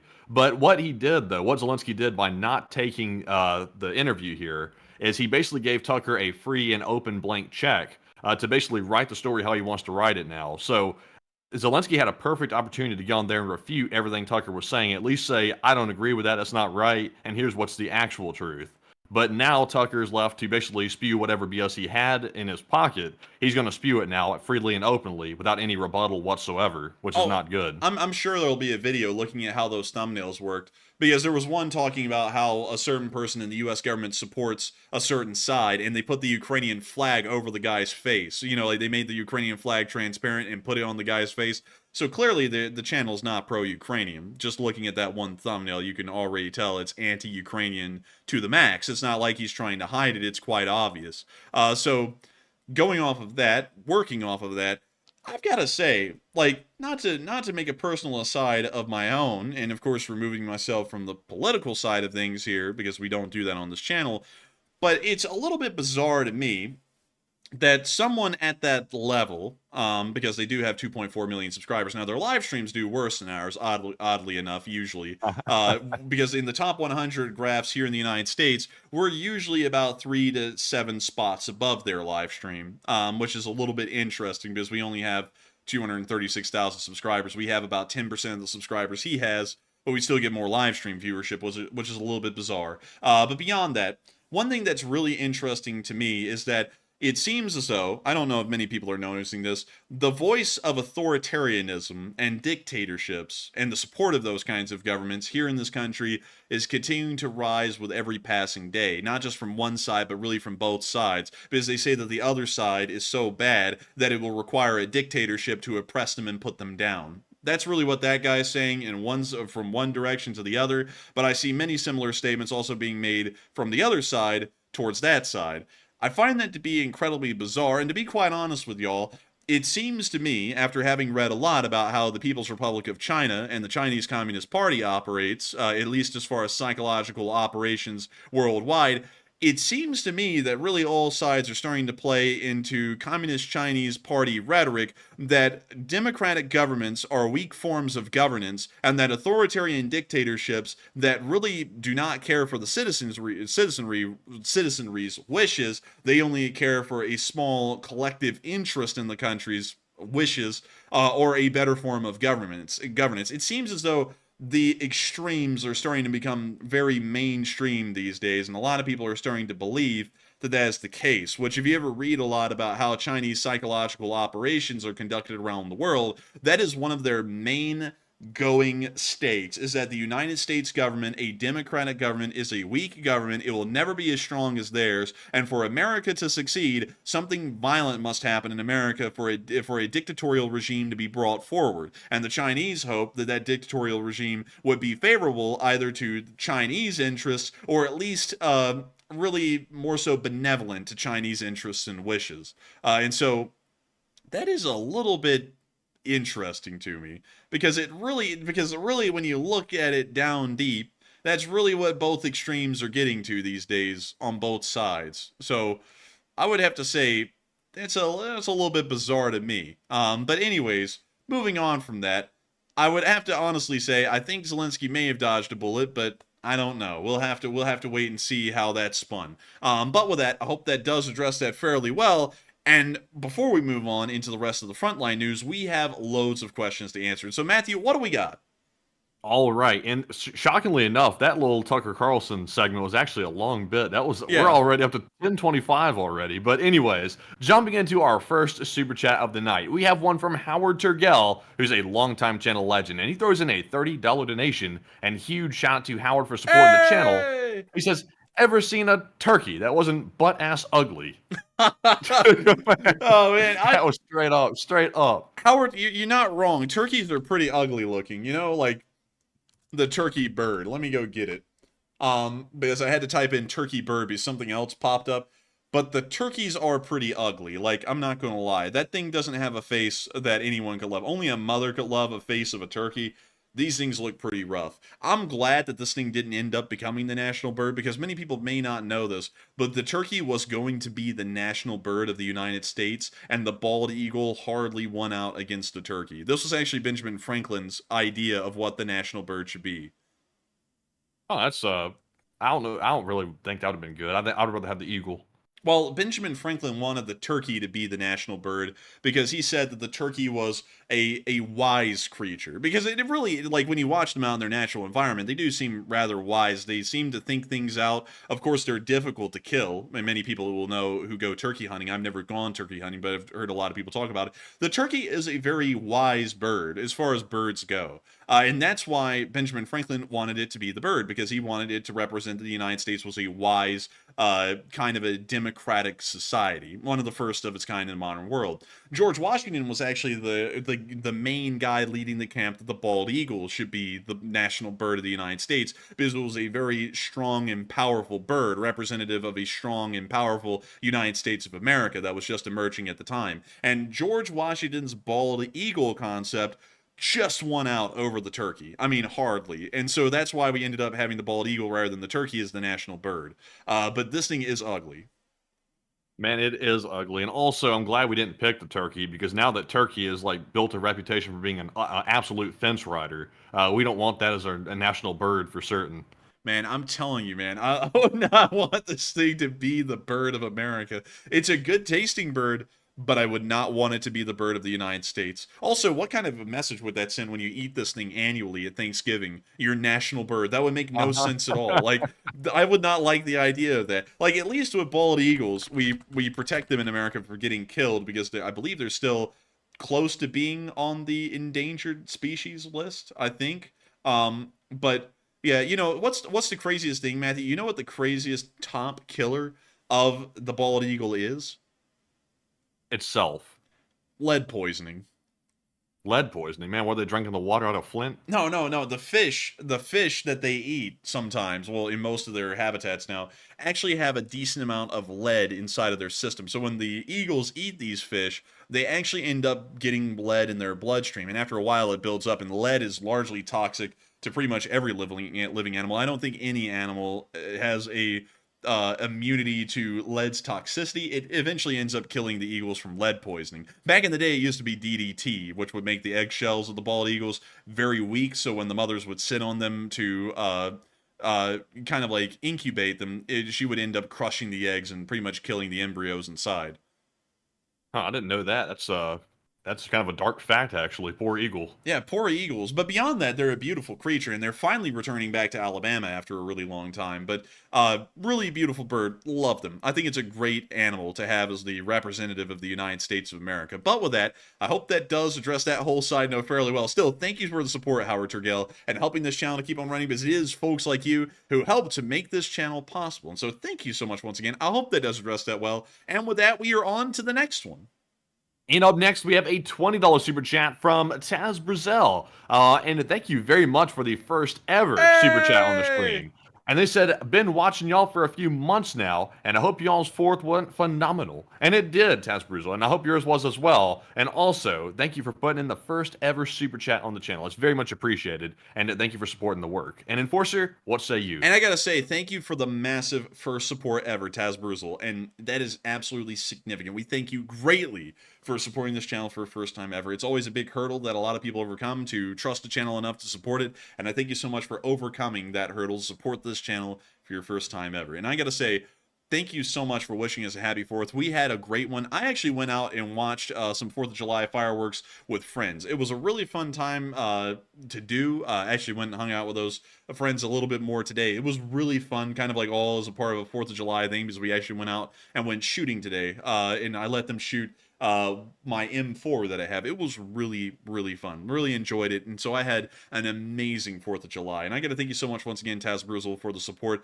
and helping this channel to keep on running. Because if it wasn't for folks like you, we wouldn't be able to run this channel day in and day out. So that way, when we take a holiday, everyone's flipping out and they don't know what to do. Because we run this stream so consistently at 6 days a week, every single day but Monday. It is ingrained in a lot of people. They've been Pavlov that when 10 p.m. Eastern time comes around, they're getting on this channel. And so when we're not here, a lot of people are like, oh, where are they? Like, what are they doing? And like, I think we even got comments in the descriptions. Comments in the comment sections last night about, where's the stream? Where are y'all? And we were like, it's a channel holiday. It's the 4th of July. We're off. But still, thank you so much once again for that incredible support, Taz Bruzel, and helping this channel to keep on running, because it is folks like you who helped make this thing possible, and I thank you so much for supporting this channel after watching for a few months. No one has to support this channel a single cent, a single dime. No one has to. The channel is entirely free to watch. That's why we do not have anything harassing y'all to get a channel membership when y'all click on the channel. There are no ads. There are no sponsors on these streams. There's nothing. Y'all just get straight on the stream and get to watch the news every single night. No one has to support it. No one's obligated to support it. Yet, nevertheless, viewers like y'all are always supporting this channel and help to make the channel possible for everyone else. It's a very small amount of super chatters, maybe around 20 to 30 out of the tens of thousands of people who watch this stream every night that make it possible for everyone else to have an ad-free, sponsor-free show. And that is something that we always greatly appreciate. We're massively thankful for. And I got to thank you greatly once again, Taz Bruzel, for the support and helping this channel to keep on running, because you're one of the folks now who helps us to be able to make sure that this news is ad-free and sponsor-free, so that way people can get on here stress-free, bother-free, and just get to watch the show. And we are massively appreciative that you help us to continue on our news coverage in that way. And so with that, thank you so much once again, and we are on to the final question of the segment, and then we're going to be moving on into the Frontline news. All right, and this one is going to go to none other than Hokey Redneck, who put in a very generous $50 donation. And a huge shout out to Hokey for being a longtime channel legend and always supporting our work. And he says, what is a baby osprey called? Too lazy to Google it. And I see some off the boat. Let's see, baby osprey name. Let's see. Baby ospreys are called chicks. Some people have suggested names for osprey chicks that have meaning related to their nest activities, such as honk, hero, and hoot. But they are called chicks. And so let's go look at a baby osprey, because I'm very interested. What does a baby osprey look like? Also, by the way, if y'all have never seen an osprey, they're actually a really pretty bird, in my opinion. Let me go get y'all a good picture of one. That's what an actual osprey looks like. No comment from Matthew. He's just in awe of the osprey. Look at that thing. Hello? Oh no. Oh no. Oh no, Matthew. Man, what happened? I don't know. I think the Discord did that disconnecting thing. I don't know what the hell does that every once in a while. I'll have to shut down the Discord and reconnect it here in a second. But look at that osprey. Man, look at that osprey. I was about to say, this osprey right here is very dangerous to other birds. But the actual osprey, the one with the tilt rotor, that's also pretty dangerous, I've heard. Dude, I've heard that thing is pretty dangerous to the birds around the osprey and the people inside of it. I've heard a lot about the dangers of the MV-22 osprey. But I gotta say, this thing is pretty cool. Also, check out this little video that they put out of the osprey glide. Also, let me That's the bird that can hover in place. It can fight the wind so well it can literally stay perfectly stationary. And that's exactly why the MV-22 osprey is named the osprey. It's because the osprey is that bird. Oh, it's that guy. It's that bird. Yeah, it is that bird. It's that guy. But look at that. That is really impressive to watch. That bird's got some muscle strength. There's some upper core strength right there. And then you see it going for the dive right there. But still, really cool. I really like these birds. Also, you want to hear an osprey call? Here's what an osprey sounds like. It kind of sounds like a car alarm. So, if if you hear a car alarm going off and you're in the middle of the woods, it's probably an osprey. But let me see if I can find a picture of an osprey chick. I'd be dipped. They don't have a picture of an osprey chick here. Let me take this off screen and go type in an osprey chick. Some of y'all are like, why in the world do you take it off screen to type in osprey chick? Listen, you never know what's going to show up on Google Images. You could type that in and get something really bad. So we're going to take that off screen and look for one really quickly. So let me see if I can find baby osprey chick. Not one that's brand new, but one that's kind of grown up a little bit.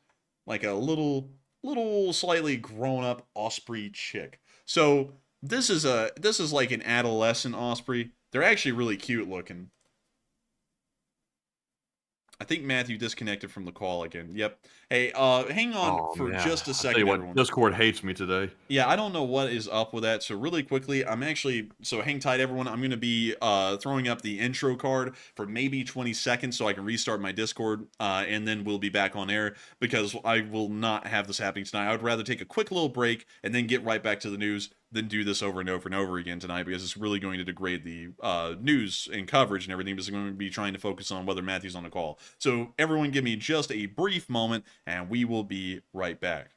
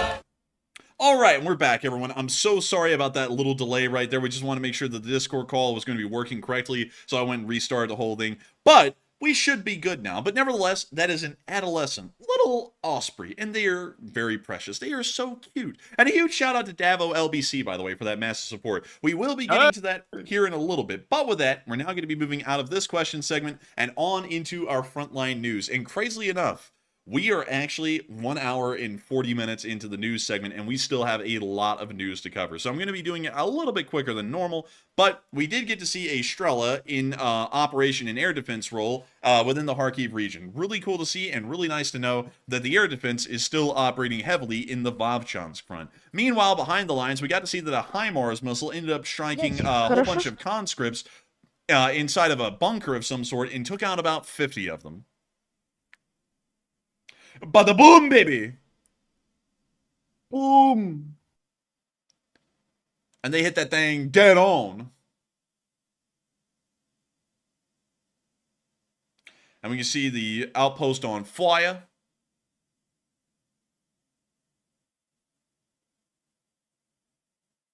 And that's the end of the clip.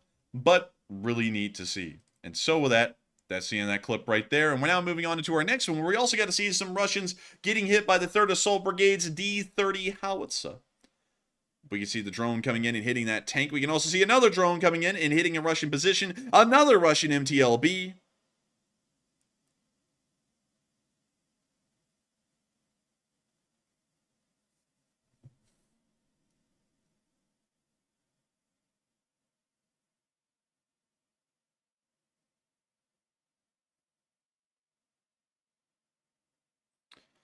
We can see them hitting even more Russian vehicles in the area. We can even see them hitting this Russian shed. We can see them hitting a Euro. No. Oh. They got it. Oh, man, they got him. Oh, dang, that thing caught on fire quick. And now they're hitting it again, a second time. Mr. President, there's been a second drone. And we can see them now continuing to slam Russian vehicles. Another Russian Ural.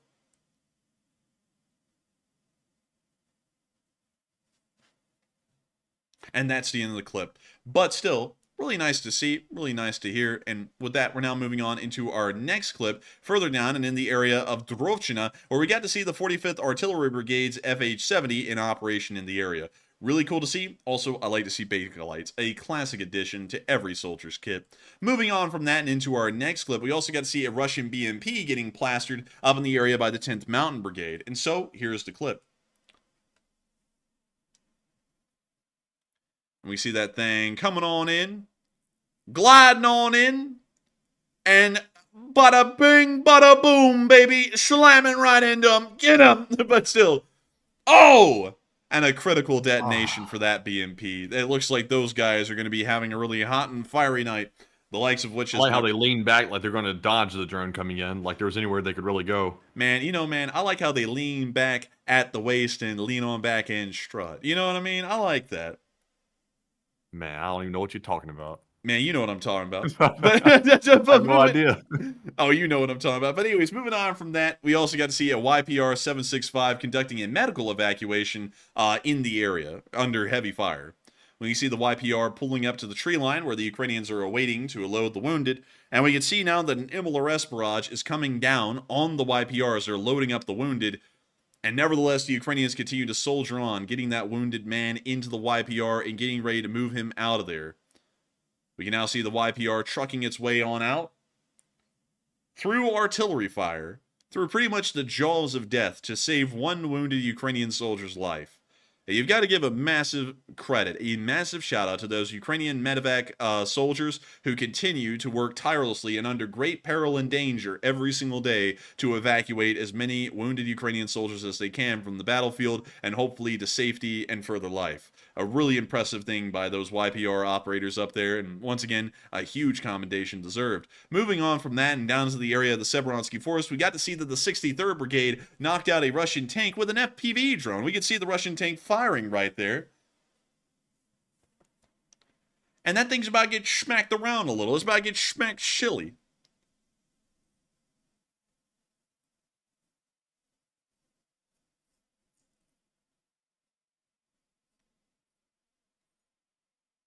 And we can see the drone coming in, and we can see the tank firing right there. We can see it hit the tank, bada boom, baby! Oh! And we see that the tank is smoking on fire. Just like that Bobby Gone t-shirt. It's on fire right now. But with that, that's the end of that clip right there. Really neat to see. Really nice to see. And moving on from that, we also got to see another combat medical evacuation being conducted, but this time on the Russian side. Y'all saw the bravery and valor in which Ukrainian soldiers evacuated their wounded. Let's see how the Russians are evacuating their wounded, if they ever do. Подальше. Туда вон, там гараж есть. Туда вон, подальше. So they have a motorbike and a sled.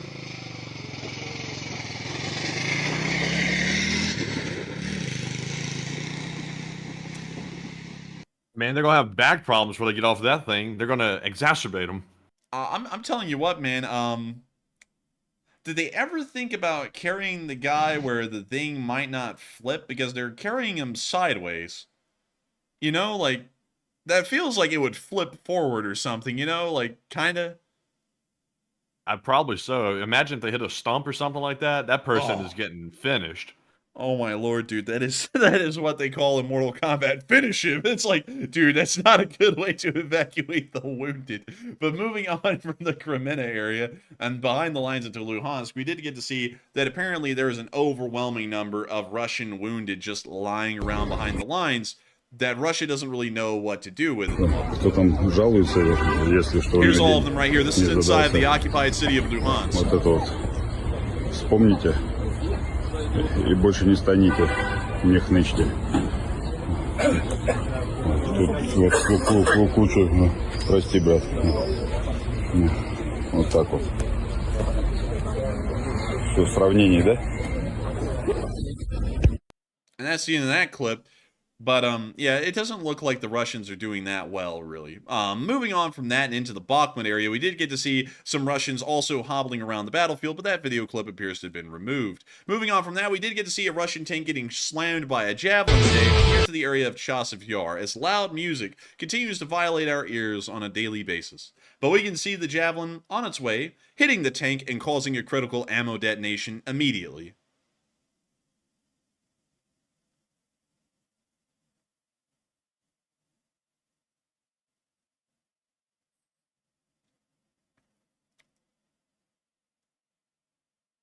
And we can see the tank continuing to roast and toast out there in the distance. And Matthew, quick radio check. Yes, I'm here. Hello? Oh, thank goodness. I think it really did fix itself. I just had to restart the Discord. Oh, I'm glad I'm here. Whoa. I have to say that when a Russian tank burns, Look, if you connect to Discord, you'll be okay. Look, I connected the Discord. They'll be okay. Okay. But moving on from that and into our next clip, we did get to hear that the Russians are supposedly within the micro district, the canal micro district of Chasiv Yar. Stuttering much? Yes. We haven't really been able to confirm where this is. Yeah. Okay, thank you, random Russian man. But moving on from that, we did get to see a drone view of the canal micro district and what it appeared to be like today. This is the 4th of July here in Chasiv Yar, so this was just about 16 hours ago, maybe. You can see them showing the canal micro district, of course, heavily destroyed by continuous Russian artillery.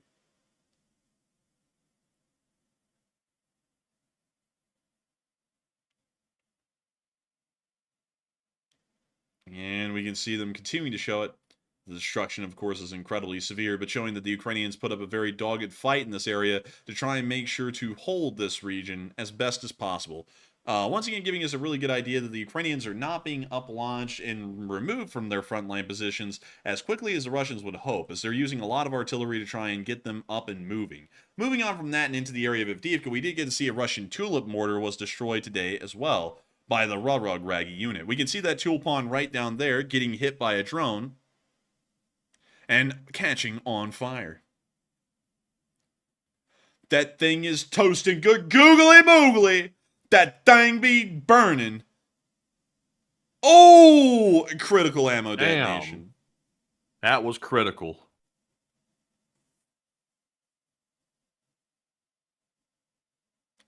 And we can see that smoke cloud, that mushroom cloud going up into the air from that explosion. It was one hell of an explosion right there. I would say it's more impressive than that Oppenheimer explosion, because I didn't even get to that part of the movie. It was that boring. But we can see a Russian now running through the rubble. If that guy's name is Barney and he's running through the rubble, does that mean Barney Rubble?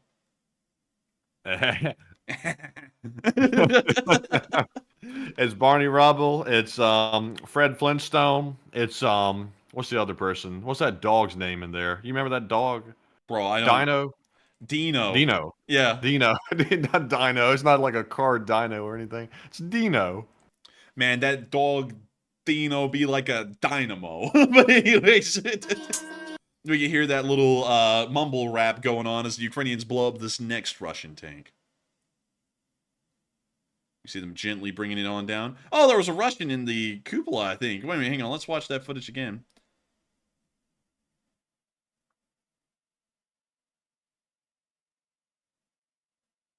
No, apparently not. I missaw that. There was no Russian in the turret. But the ammo is catching on fire, and that thing be cooking.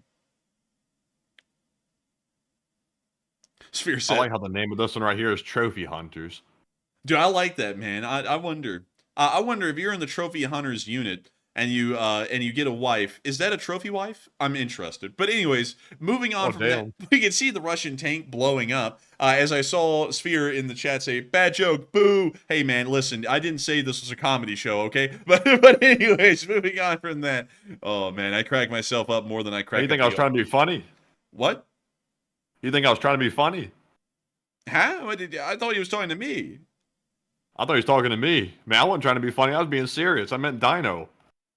Man, that's hell. I don't even know where to go with that anymore. But moving on from that, down to Pervomaiske, we got to see the Russians getting away on an electric scooter. This really reminded me of our time back in UAB, Matthew, when everyone used to use those really stuck-up looking electric scooters. You know what I'm talking about? Like, when you go on campus, you'd see those electric scooters everywhere.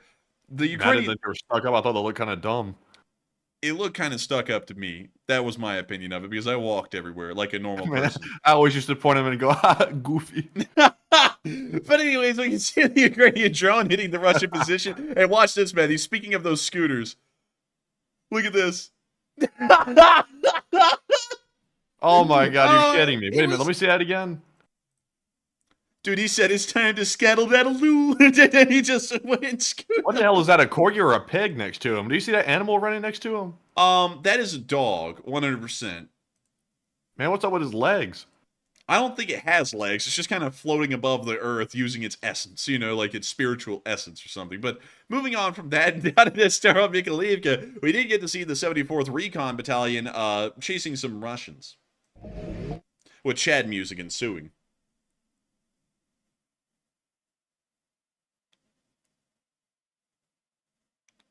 Oh my lord! Dude, I didn't expect the building to vaporize. I thought the roof would come down on him or something.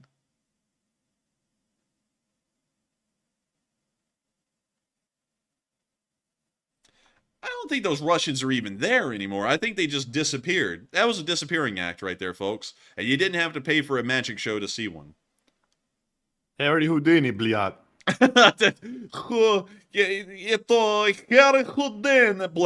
It just blows up instantly. But anyways, we got to see a failed Russian attack in the area of Marinka today. Look at that Russian BTR. And not anymore. Look at that Russian BTR. Not anymore. Look at that Russian MTLB. Not anymore. And look at it again. Not. Look, it's another MTLB. Not anymore. And a Russian tank. And another Russian MTLB. And look at that. That's a BTR. And it just got blown up. Look at that.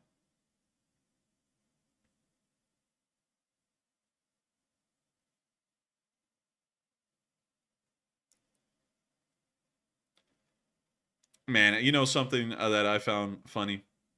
Is that... What's that? Yeah, I was thinking about this just a second ago because I was looking in the live chat and I saw someone say something kind of a little interesting. Wasn't it? I found that a little bit weird, Matthew, that I started speaking out against authoritarian mindsets in America and people trying to push that kind of thinking into the public sphere, and then we started getting attacked and pegged as every single political leaning there was for saying that. It's like, has anyone ever realized that authoritarianism is just the way thugs gain power around the world? Like any communist or any fascist country, they're all thugs. They're just different kinds of thugs. I feel like it's a pretty American thing to say. We don't really support the idea of putting thugs in power. I feel like that's not really... short-term memory, and also history is prone to repeat itself, so some people take the narrative, and honestly, like, it always has a good ring to it, just like every failed government has a good ring to it. Like, everybody will come up with some communism, oh, that has a good ring to it, but it never works, but yet people always fall for it, every single time. The same thing with the authoritarian shtick. Some journalists, or if you want to call them commentators or whatever you want to call them, will come out and say things kind of like Tucker and be like, oh, look, this authoritarian, he actually has your good wishes in mind. But yet, I dare Tucker to go to Russia and tell Putin to his face, you're stupid and you're wrong. And let's see how long you last over there. Is it really that good of a government where you can't even speak your mind?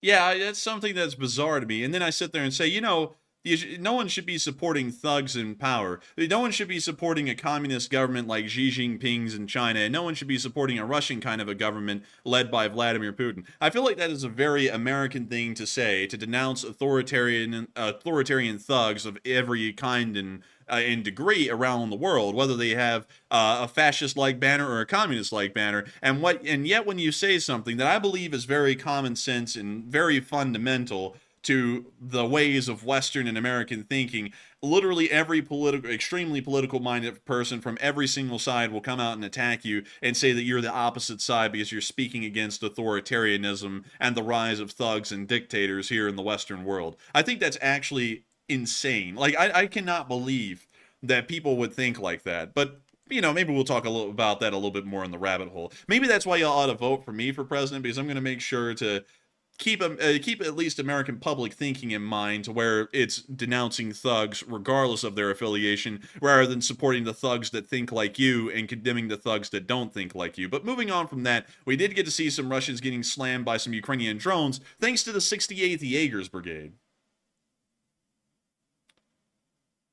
Oh. Dude, we got a close-up. That's a dang. But anyways, that's the end of that clip. 68th Jaegers is going wild out there. But moving on from that and further down the line, down to the area of Novokakhovka, we actually got to see a Russian vehicle of some kind was destroyed. We don't know what was on it, because it just says it was a destroyed vehicle, and I wasn't really sure. I couldn't tell from the burned debris what it was, so we just put it down as a destroyed vehicle. But moving on from that and down into the area of an island in the Dnipro River, we got to see that Russian intelligence led to their own doom as they set the island they were stuck on fire. And we were able to see the clip of the island they were on burning. That doesn't look good.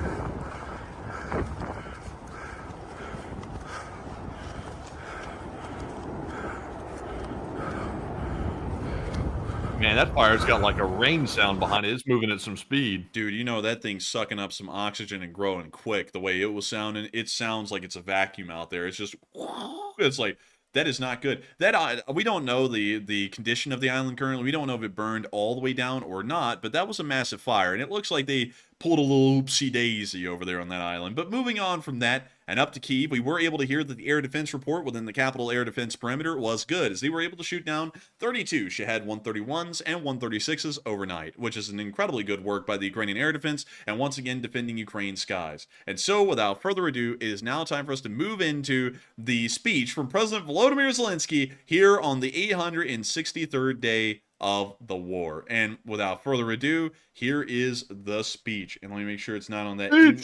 It was on that English audio track. I'm so lucky I caught that. But here's the speech. Дорогі українці, українки, передусім я хочу подякувати нашим партнерам за виконання домовленостей щодо ППО.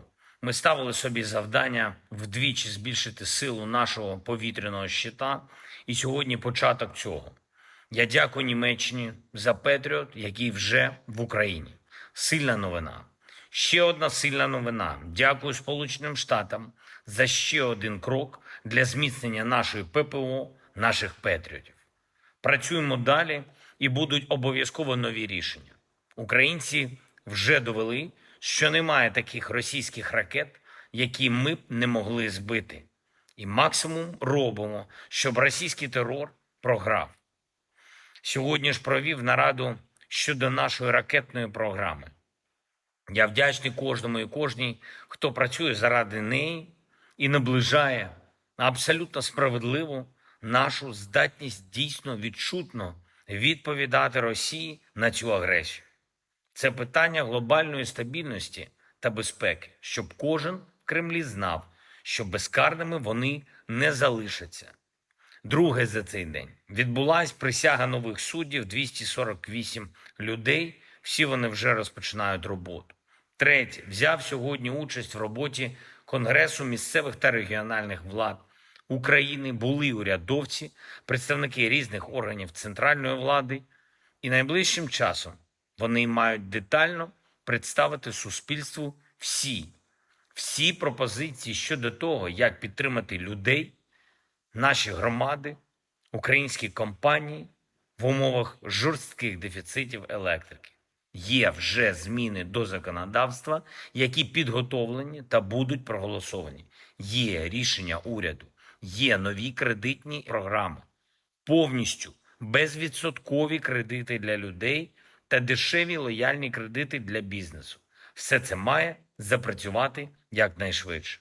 Звичайно, ми зосереджені і на перемовинах з європейськими партнерами, щоб збільшити обсяг імпорту електрики, триває робота і щодо відновлення енергооб'єктів, відповідальність за всі частини комплексного пакету рішень щодо енергетики буде персональною для всіх урядовців. І додаткові потреби громад обов'язково повинні бути враховані. Я дякую усім, хто працює на 100% заради нашої держави і людей. Я дякую кожному, хто б'ється заради України, як заради себе. Слава Україні! And Heroam Slava. And with that, that is the end of the speech from President Volodymyr Zelenskyy here on day 863 of The Wire. And it's time for us to move on into the second segment of the stream, where we get to talk to every single one of y'all. And it is an incredibly fun segment, because we get to talk about anything and everything y'all want to talk about. And of course, I have to thank everyone so far for watching tonight. Right now, at the peak, we've reached 8,000 live viewers, and 50,000 people have watched this stream since it began. We are, of course, incredibly grateful to have such an audience with each and every one of y'all, and get to share with y'all the breaking news of what's happening each and every day. We are always honored to be in that position, and we hope that y'all stick around with us, because we'll be getting to talk to every single one of y'all, hopefully, here in this question segment. And Matthew, take it away. All right, so it's time for the final question segment of the stream, and we have one last poll to address. And it says, today, Sweden warns the world that Putin's launching a clandestine war inside of Europe, and what are your thoughts? 50% said Russia is preparing for a real war by doing this, and 30% said Russia will stay limited to sabotage, and 13% said it sounds nefarious, but I need some more information. And on this one, I would say that we've known for a long time now that Russia's been running around all over Europe, setting fires and also trying to blow up strategic sites to damage the Western defense. So it's not exactly new information, but starting a clandestine war, that seems to indicate something a little bit more organized in a larger scheme. And I would say that Russia is probably trying to stay limited to sabotage right now. I don't see any indication that they're preparing for a real war, but of course that is a possibility. But right now I think it is simply sabotage. So I'm with the 30%. But Enforcer, what say you? The wordage, a clandestine war. Dang, thank you, LSA Rocks. Goodness gracious, thank you. I would have to say that the wordage clandestine means that they're certainly limited to sabotage, because clandestine usually means that it's some sort of subversion or some sort of an attempt at a sabotage, something covert. It's not something that's going to be overt, like a full-on war that will be coming down the road. So I would say clandestine most likely means covert operations inside of NATO attempting to undermine it. That's what I would believe at the moment, just based off of those simple words. Also, let me make sure to check definition of clandestine. Let's get the definition. So this is the definition according to the Oxford Dictionary. Kept secret or done secretively, especially because illicit. What the hell does that mean, especially because illicit? Illicit? Wouldn't the correct wordage there be especially because it is illicit instead of especially because illicit? Yeah, what does illicit mean? Like to bring about something? Let's see. Forbidden by law, rules, or customs. So pretty much outlawed. Huh, that's an interesting wordage there. I don't know if that's not a good wordage, really. But nevertheless, kept secret or done secretively. That is the most important part. So that would suggest covert actions instead of an overt action like a full-blown war. So with that, I hope that does address that well. Also, I'm not making fun of the word illicit, because I knew what the word illicit meant. It meant like it was not good, illegal, something along those lines. But I don't know, y'all. Wouldn't that be especially because it is illicit instead of especially because illicit? Wouldn't that be proper English? Like, let me know in the comment section below, because for some reason this part of the sentence is screaming to me that it's incorrect English for some reason. But with that, I hope that does address that well, at least in my opinion. And with that, Matthew, what kind of questions do we got? All right, so jumping right into our first one of the last segment, we have a massive $200 donation that just came in from LSA Rocks, who's a channel legend. Hey! And huge shout out to LSA Rocks for supporting the channel bigly almost every single night now. And he said, I hope you had a great 4th all. And we did, LSA Rocks. Me personally, on the 4th, I worked pretty much all day. Also, today as well, worked all day as well. So I've been hard at work on the channel trying to make the merch store happen and other things as well. So we kind of got delayed on the merch store. That's kind of why I had to crunch it down to the 4th of July, really. But it was actually not that bad. It turned out pretty good. And also, I do like the new shirt, if I do say so myself. I kind of designed it, so I'm kind of biased. But I'll be at a good 4th as well. And thank you very much for that support. And Enforcer, what say you? And I got to thank you for the unbelievable, massive support, LSA Rocks. I got to say, I'm absolutely amazed that you're doing that practically daily. That is truly profound and amazing. And I got to thank you so much for the unbelievable support, because you are massively helping this channel to keep running. And we are extremely grateful and appreciative for that. And I'm sure everyone watching is extremely grateful and appreciative that you help us to make sure that their daily operations are possible. But still, I had a very good 4th of July. Generally, what I did on the 4th of July is I wrote script, the Chinese Taiwan script, pretty much all day. While I was up, because our day doesn't start like many, like where you all get up at like 8 or 10, which is probably fairly normal for most people.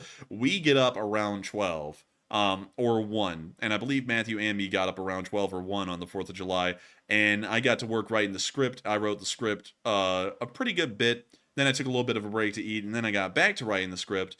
Got a little distance on it.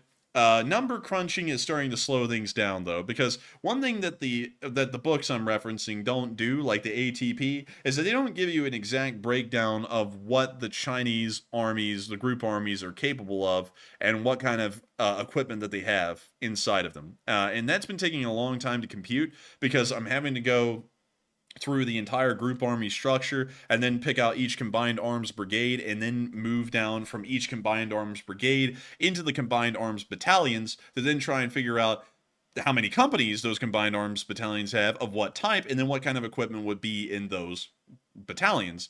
It is really companies, but it is an insanely intricate thing that involves a lot of minutia. So I've been trying to work on that number crunching, which really slowed down a lot of the script writing, because I was trying to make sure that those numbers were correct, so that way I wasn't just putting out factually incorrect or wildly off numbers. But interestingly enough, Matthew, I was looking into some numbers just to give you all a little bit of an update on what I found out. The 71st Group Army, let me go pull that up. The 71st, there we go. Look at that. The 71st Group Army right here, which is one of the armies within the Eastern Theater Command. Crazily enough, just within that one army alone, the Chinese have about 480 tanks, at least from my calculations at the moment. Wow, so they've got some sizable numbers. Oh, yeah, they have huge numbers, man. They have more tanks in the 71st Group Army, from what I can tell, than they have infantry fighting vehicles, which is really bizarre, because in the Russian battalion tactical groups, and therefore the Russian group armies, if you want to call them that, usually it's the other way around. They have far more APCs and IFVs than they do tanks. But for the Chinese, they actually have more tanks than they have IFVs, which is a really, really weird thing compared to Russia. That's very fascinating. I cannot wait to see this video, man. You're making the series, right? You're not making just one-off video. You're doing like a whole series. I'm doing a series, but all of this work is going into the single video. It's going to be like a 30 to 40 minute long documentary.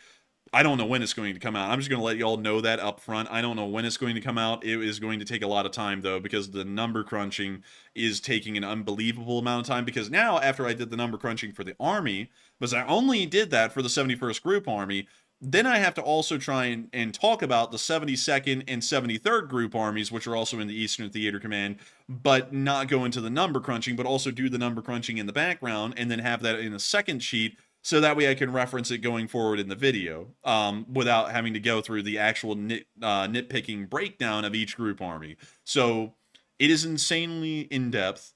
It is really overwhelming. To be quite honest, I was feeling really overwhelmed yesterday trying to do this, because I was like, damn, this is a lot. Like, this is a lot of work just going into trying to number crunch these things down. But beyond that, it is coming along, but I'm going to make an entire series on the Chinese. So this video in particular will be about China and Taiwan. Then the next video in the series, at least the plan is right now that the next video would be a pretty long-length documentary on the major Chinese plan of national rejuvenation by 2049, which a lot of people have been talking about. It's kind of like China's rise to power. I'll be making an entire documentary on how they plan to do that and what they're doing around the world right now to figure out their place in the stars, pretty much. Then a third video will be talking about China internally, a lot of things about the Chinese in the modern day, like the political repressions of people in the west of China. I don't really know how much we can go into that on YouTube, so I got to really figure that out before we make that video.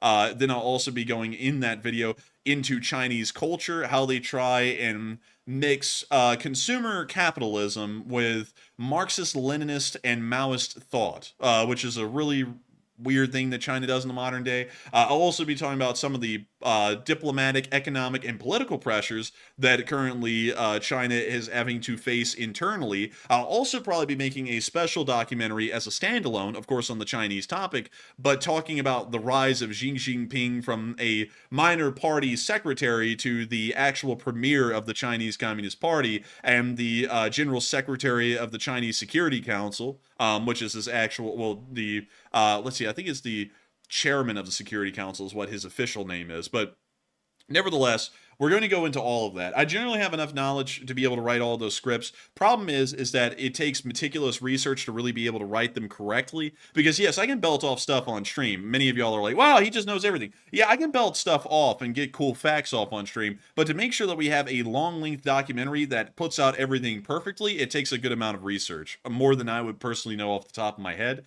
So it's taking time to do that. I don't know how long it would take to get all of those out. I'm hoping to at least be able to make one of these a month, although to be quite honest, just running the channel itself takes up an okay amount of time, and then trying to fit in a couple of free time things to do just to make sure I don't get overwhelmed eats up a good amount of the rest of the time. I'm still going to try and get out about one of these a month, but I can't wait to do that. And then once we do the Chinese topic, I'll probably do 2 videos sequentially.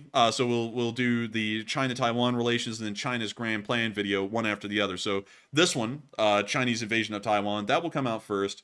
China's grand ambitions will come out second. And then after that, we're probably going to shift focus to another corner of the globe just to give everyone a little bit of a break from China. And also so that way this channel doesn't end up getting known as just the China channel, because we're not going to end up being like, you know, China Uncensored. We want to be a world news channel, so I want to make sure that our content is varied enough that it shows that we're not just a Ukraine channel or a China channel, we're a world channel covering really everything. So then we'll probably get into some more interesting niche stuff that doesn't have to do with war, maybe just largely diplomacy around the world, like the massive South American superhighway that's being planned as a replacement for the Panama Canal, or maybe even better yet, a specific case study on El Salvador. And I got to thank everyone earlier who corrected me on the person who was mass arresting everyone in their country. It actually is El Salvador. I got that incorrect earlier. I think I said it was either Guatemala or Nicaragua. Both of those were incorrect. It's actually El Salvador. But I may go into a specific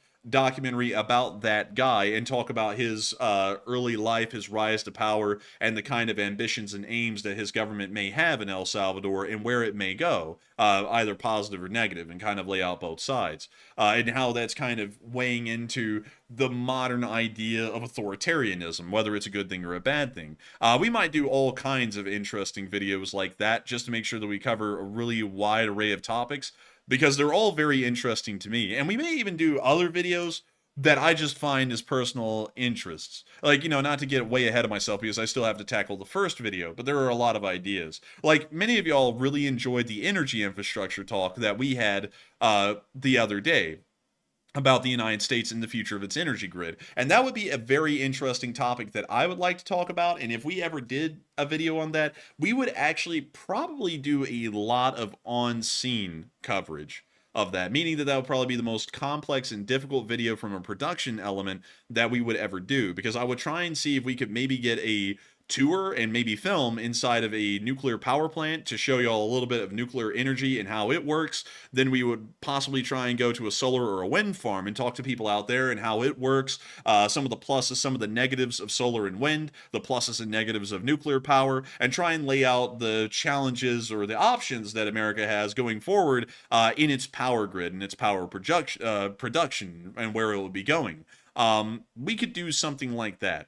And also, Adam McLean said, sounds political to me. The energy infrastructure grid, I mean, I don't know. I don't know how that could be political, but we'll see. But of course, we'll be keeping within the channel parameters of keeping everything non-political. So I'm not going to be trying to, especially if it ever looks like it's getting to a political topic, like the energy infrastructure talk, which may end up kind of skirting right along the line of modern political discussion, we would of course make sure not to try and guide y'all's opinion into one direction or the other. Of course, y'all know we're pro-nuclear, but I would make sure not to try and guide y'all. I would just lay out the pros and cons of every side and then just leave it on a hang note, just letting y'all make your own decision on what y'all think is better or worse for the future of the energy grid or something along those lines. But still, I hope that y'all are really interested in that kind of stuff, because we've got a lot coming around the corner. It's just it's going to take a long amount of time. I don't know how many times we'll be able to upload this stuff, but with that, I hope that does address that incredibly well. And thank you for the unbelievable support, LSA Rocks. And also, getting back, speaking of the script writing and stuff, getting back to what I did on the 4th of July.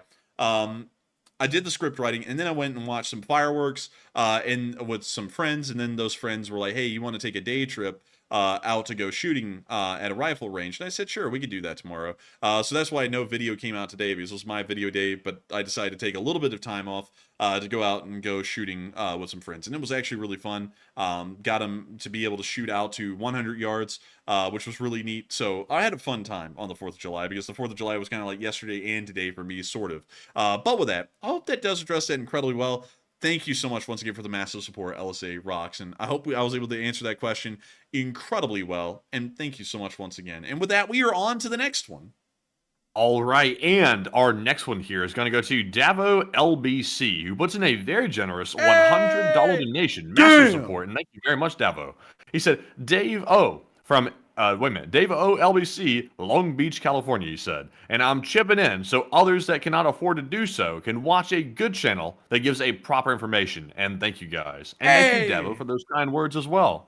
And thank you so much, Davo, for the support. That is incredibly kind of you. And I thank you so much for supporting this channel and helping us to continue on doing what we do. I always say, no one has to support this channel, but the folks who do are absolutely incredible people, because y'all take it upon yourselves with really no reason. Like really, y'all could sit back and enjoy the channel like everyone else, Davo. You could. And nevertheless, y'all decide to support this channel and help it to keep on running. That is absolutely incredible to me.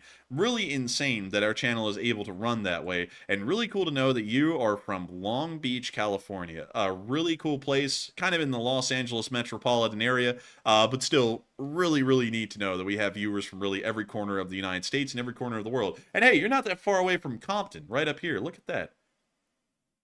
Oh, Compton? Man, it's right. I'm not even from Brompton.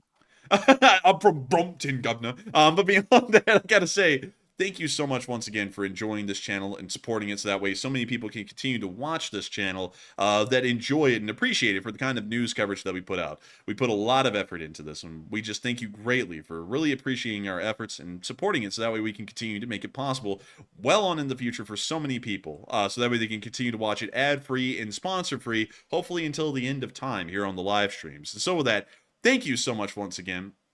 I hope that does address that incredibly well, and thank you so much once again for helping this channel to keep on running and having some incredibly kind words to say. And thank you so much for your support, so that way we can keep doing the news like we do every single night. And so, thank you once again. I hope that does address that incredibly well, and we are on to the next one. All right, and our next one goes to Hokey Redneck, who puts in a $50 donation. And Hokey is a longtime channel legend. Everyone knows that already, and thank you very much, Hokey, for that $50 support. He said, I'm in the middle. Bounce off the borders of our election. Huh? What? Let's see. I'm in the middle. Well, I thank you so much for the support, Hokey Redneck, and sharing that. I would have to personally say, of course, because the channel is non-political, I can't get into my political leaning. But one thing I can say, and I feel like this is a fairly fair statement until you watch the extremely politically minded people come in here. And a lot of people, so many people are blinded by their political affiliations these days and have gotten so extreme about it. They don't even understand. I'm not just saying this about their extreme views. I'm saying that about the opposite people on the other side from them. Like, this is an actual fair statement because I see the same things on both sides when you get extreme enough. And it is the same prevalence on both sides. I am not a fan of authoritarianism. I never will be. That is very un-American. It is very un-Western, considering that Western values believe in the public, largely the people, being able to speak their minds and have representation in their governments. I find it really wild to me that a lot of people support authoritarianism in the modern day here in the West. It seems to be coming back around a lot like authoritarianism came around during the age of the 17th century, because there was a huge fight at the time going on in Europe in between absolutist governments and governments with regulation and control. And that's really what a lot of the conflicts in the 17th century were about. France ended up not having those conflicts. They just ended up becoming the hallmark absolutist government, with the French royalty, the Bourbons, having pretty much all the power in the country, and no one was really able to go up against them. They did it quite masterfully, if you ever look at it into history, with how they gathered up all of the French nobility into the Palace of Versailles and pretty much made, with some pretty good cunning, made them focus more so on frivolous things than the actual governance of the nation. And because he was able, King Louis XIV, to achieve this, he actually was able to dissolve the National Assembly during that time in French history, during the very early, I believe it was the 1600s. And the French Assembly never met again, I believe, until the late 1700s, during the times of Louis XVI and the incredibly terrible times of the French Revolution. That was the only other time that the National Assembly ever had met. But beyond that, he was able to make sure that an absolutist government was able to rise in France, even if it was at a great detriment, not just to the common folk in the Third Estate, but also to the folks in the Second Estate for the large part as well, and even some in the First Estate. In Britain, it didn't go that way, and that's why I have to say that Britain really was the country that set forward the idea of anti-authoritarianism. Because when we talk about the British, many people will know that the British royalty of the time, which was King Charles I, funnily enough, King Charles III is currently in charge of the United Kingdom, so a lot of people have made this joke. But King Charles I was trying to lean into this authoritarian mindset, or this absolutist, which is the actual name that they had at the time, mindset that a lot of the leading heads of government were trying to get. And so he started to try and subvert the powers of the parliament. And the powers of the parliament were those that had been vested for an incredibly long time due to the Magna Carta. And because of that, the king or queen of the United Kingdom, or really England at the time, could not raise new taxes without approval of the parliament, both the House of Lords and the House of Commons.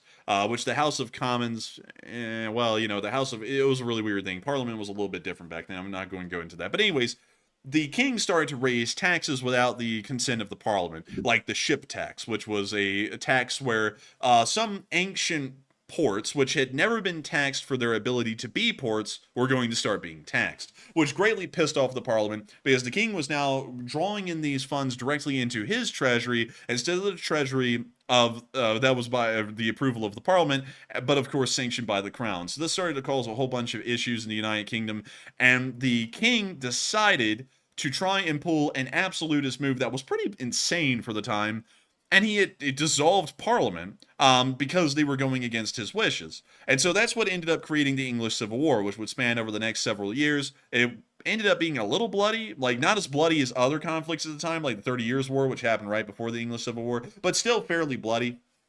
And so at the end of it, the king, King Charles I, was actually executed. A lot like King Louis XVI was executed during the French Revolution. And so then after that, the rump parliament sat for a while. The rump parliament was largely ineffective, but it was kind of a representation of the people, although a classical, well, not really a classical, but a representation of the people at the time wasn't really a representation of the people. It was more so a representation of landowners, which meant the gentry or the gentlemen, because that's what they were called at the time. So it wasn't really everyone got a representation in the parliament, but it was the landowners who did. But for the time, that was pretty forward thinking. Compared to what else was going on. So then finally, the Rump Parliament was in charge for 10 years, did pretty poorly. Oliver Cromwell ended up overthrowing them and then bringing forth the absolutist government that King Charles I was actually trying to bring forward in the first place, and created the Lord Protectorate. And so because of the Lord Protectorate, I believe he reigned for about 10 more years as the Lord Protectorate, died, and then that's when the Great Restoration happened in the United Kingdom. They got back a royal family, but then they started to operate a lot more benevolently than they had in the past. But beyond that, that's a little bit of British history about their fight of authoritarianism versus regulations by society, or more so governance by the society as a whole. And that's why Britain has kind of been the leading country in terms of democratic representation, although it's evolved over time, especially since the 1600s. But that's where it comes from, and I'm a big fan of that kind of governance. Authoritarian governments never bode well. Democratic governments don't really bode well either, but I believe that it's better that the people have a say and representation in what they want and what they think, rather than letting a single group of people or a single head of state have complete and absolute control over the nation. The nations that want the United States to think that an authoritarian style government in this country would be good are the Russians and the Chinese. And the Russians and the Chinese are constantly trying to spurn and support different groups on different sides of the political spectrum on America equally to try and support an authoritarian government. I don't know if many people see that, but I see that practically every single day in this country, and it sickens me to the core to think that these national governments are taking advantage of people's best wishes and best intentions for the country and making them take actions against its betterment that they believe is in its improvement. I think that is absolutely terrible to see. I don't really like it. There's not really a lot that can be done about it, though, because the United States supports free speech, and of course foreign powers are now using that against us. But beyond that, I wish people would open their eyes a little bit and see that any kind of authoritarian government is a terrible idea, and enacting an authoritarian government because you hate your neighbor more than you hate a foreign nation is a very, very odd thing to do, and something that is deconstructive and dangerous to the future and the benefit of the nation.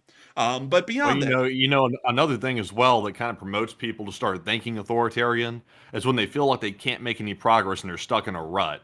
That's also when people start thinking we need to bypass all the current measures, and someone just needs to bypass it all and just say this is the way it's going to be, and that's it. And it's like, of course, everyone's going to be like, oh, that sounds pretty good. If we can just like bypass everything, let's just do it the way we want to do it. But the problem is, a couple of steps down the road, when the same guy then says, actually, I like this power and stuff like that. Let me just go ahead and start ordering the assassination of these people. And then like everybody's like, wait, well, huh? Wait, what? And then all of a sudden you're right down the road, you're falling down that slope of an absolute hellhole is what you're about to turn into, because the person in charge always gets corrupted by the power, even if they start off with good intentions. The authoritarian always goes down the same road because power corrupts every single time. Every single time. It never does not corrupt. And that's why I believe that regulatory societies with checks and balances, a lot like the U.S. government has built into it, is such a strong and sure government. And yes, I will admit, American governance moves much slower than many other countries. You will see that almost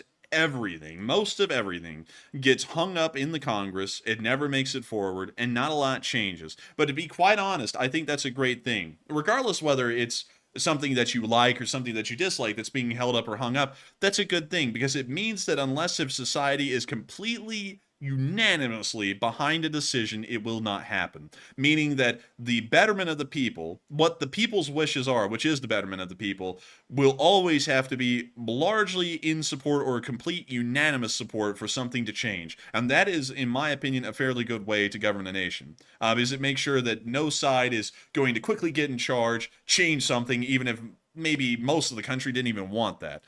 So I would say I love the government that we have here in the United States currently. A democracy of any sort, whether it be a constitutional republic or a federal republic like ours is, or hell, even a let me think, even more of a presidential republic or a presidential democracy like France has, if you want to call it that.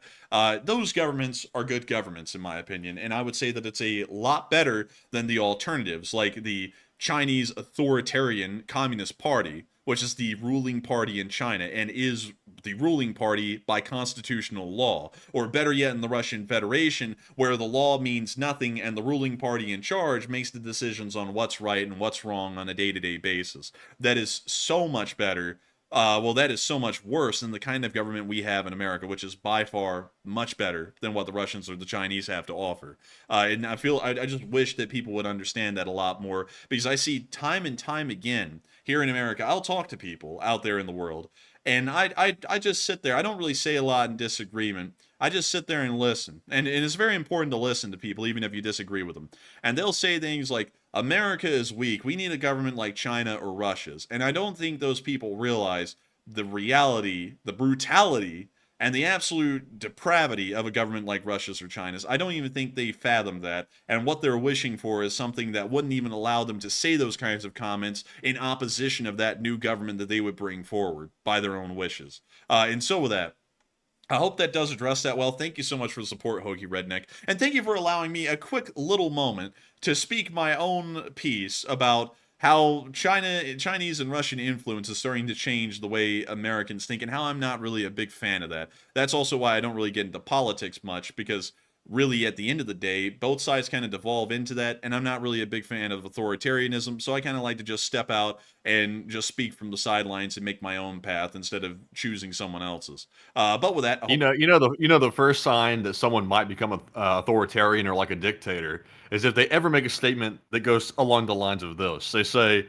let's see. They say something along the lines of, I wish they would be here for me. Oh, yeah. Whenever they say that, man, you know it's going downhill from there. Like, that person, they're about to take everything over. They're about to, and they're also crazy, too, on top of it. Like, add that to the mix. Crazy, and they got some power. It corrupts them, and it goes crazy, man. I'm telling you what, if a hot dog seller were to ever get in charge, I guarantee you it would go that way 100%. Everyone better be there for him, or he's coming for you. Dude, imagine someone like that being in charge, man. That would be a pretty damn rough life to live. I mean, I would, goodness gracious, man. Imagine the kind of crap that you would live through right there, man. It would be hell. Like, dude, the Great Leap Forward would have nothing on the wrath of someone like, or from someone like that if they were in charge. But with that, I hope that does address that the best I can. Thank you so much once again for support, Hoagie Redneck. And with that, we are on to the next one. All right. In our next super chat here, while I reorganize the spreadsheet real quick, this one goes to Purple Gerbil, who puts in a $35 donation. And thank you very much, Purple, for that support. Huge shout out to you. They said, being a former Cold Warrior, do you think there will be another Iron Curtain in Ukraine?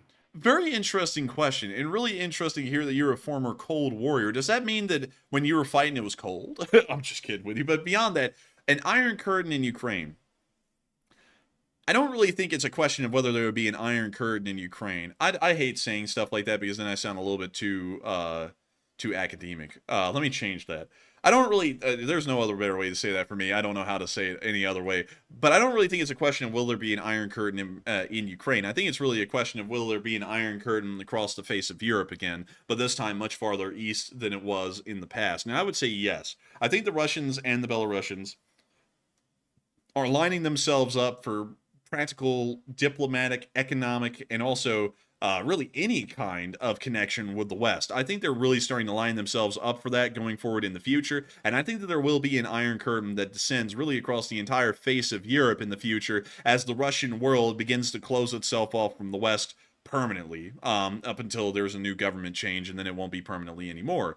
So I would say, yes, as far as with Ukraine, if Ukraine joins the European Union and NATO in the future, I would say that, in my opinion, it is without a doubt an Iron Curtain would most likely descend upon the border in between Russia and Ukraine, and we would probably see that Russian-Western relations would probably be at their lowest again, much like they were during the Cold War. And so with that, I thank you so much once again for support. Thank you for being a veteran of the Cold War. I always found that to be a very interesting time in world history, especially with U.S. military gear of the 80s, because I love the M81 woodland camouflage pattern. I think it's the drippiest. I don't know about you, Matthew, but I think that was the drippiest camo pattern ever made. I'll be honest with you, I like the modern camo, like the digital camo. I know people hate it and stuff like that, but I personally love it. On the new, I think it's the new Leopards or something like that. One of those demo tanks had that new, like, multicolored digital camo on it, and it was so sick looking. I can't remember. I think it might have been the Leopard, whatever that new Leopard is. I can't remember the name of it. Well, really quickly, Matthew, you're saying that this ain't good.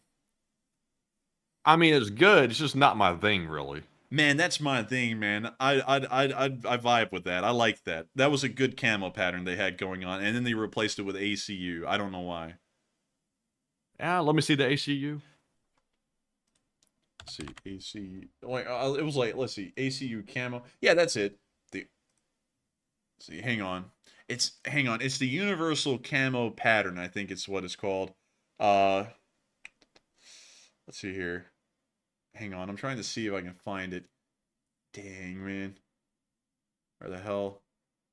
There we go, the universal camouflage pattern. That's what it was. Yuck! This thing was nasty looking. I don't like it.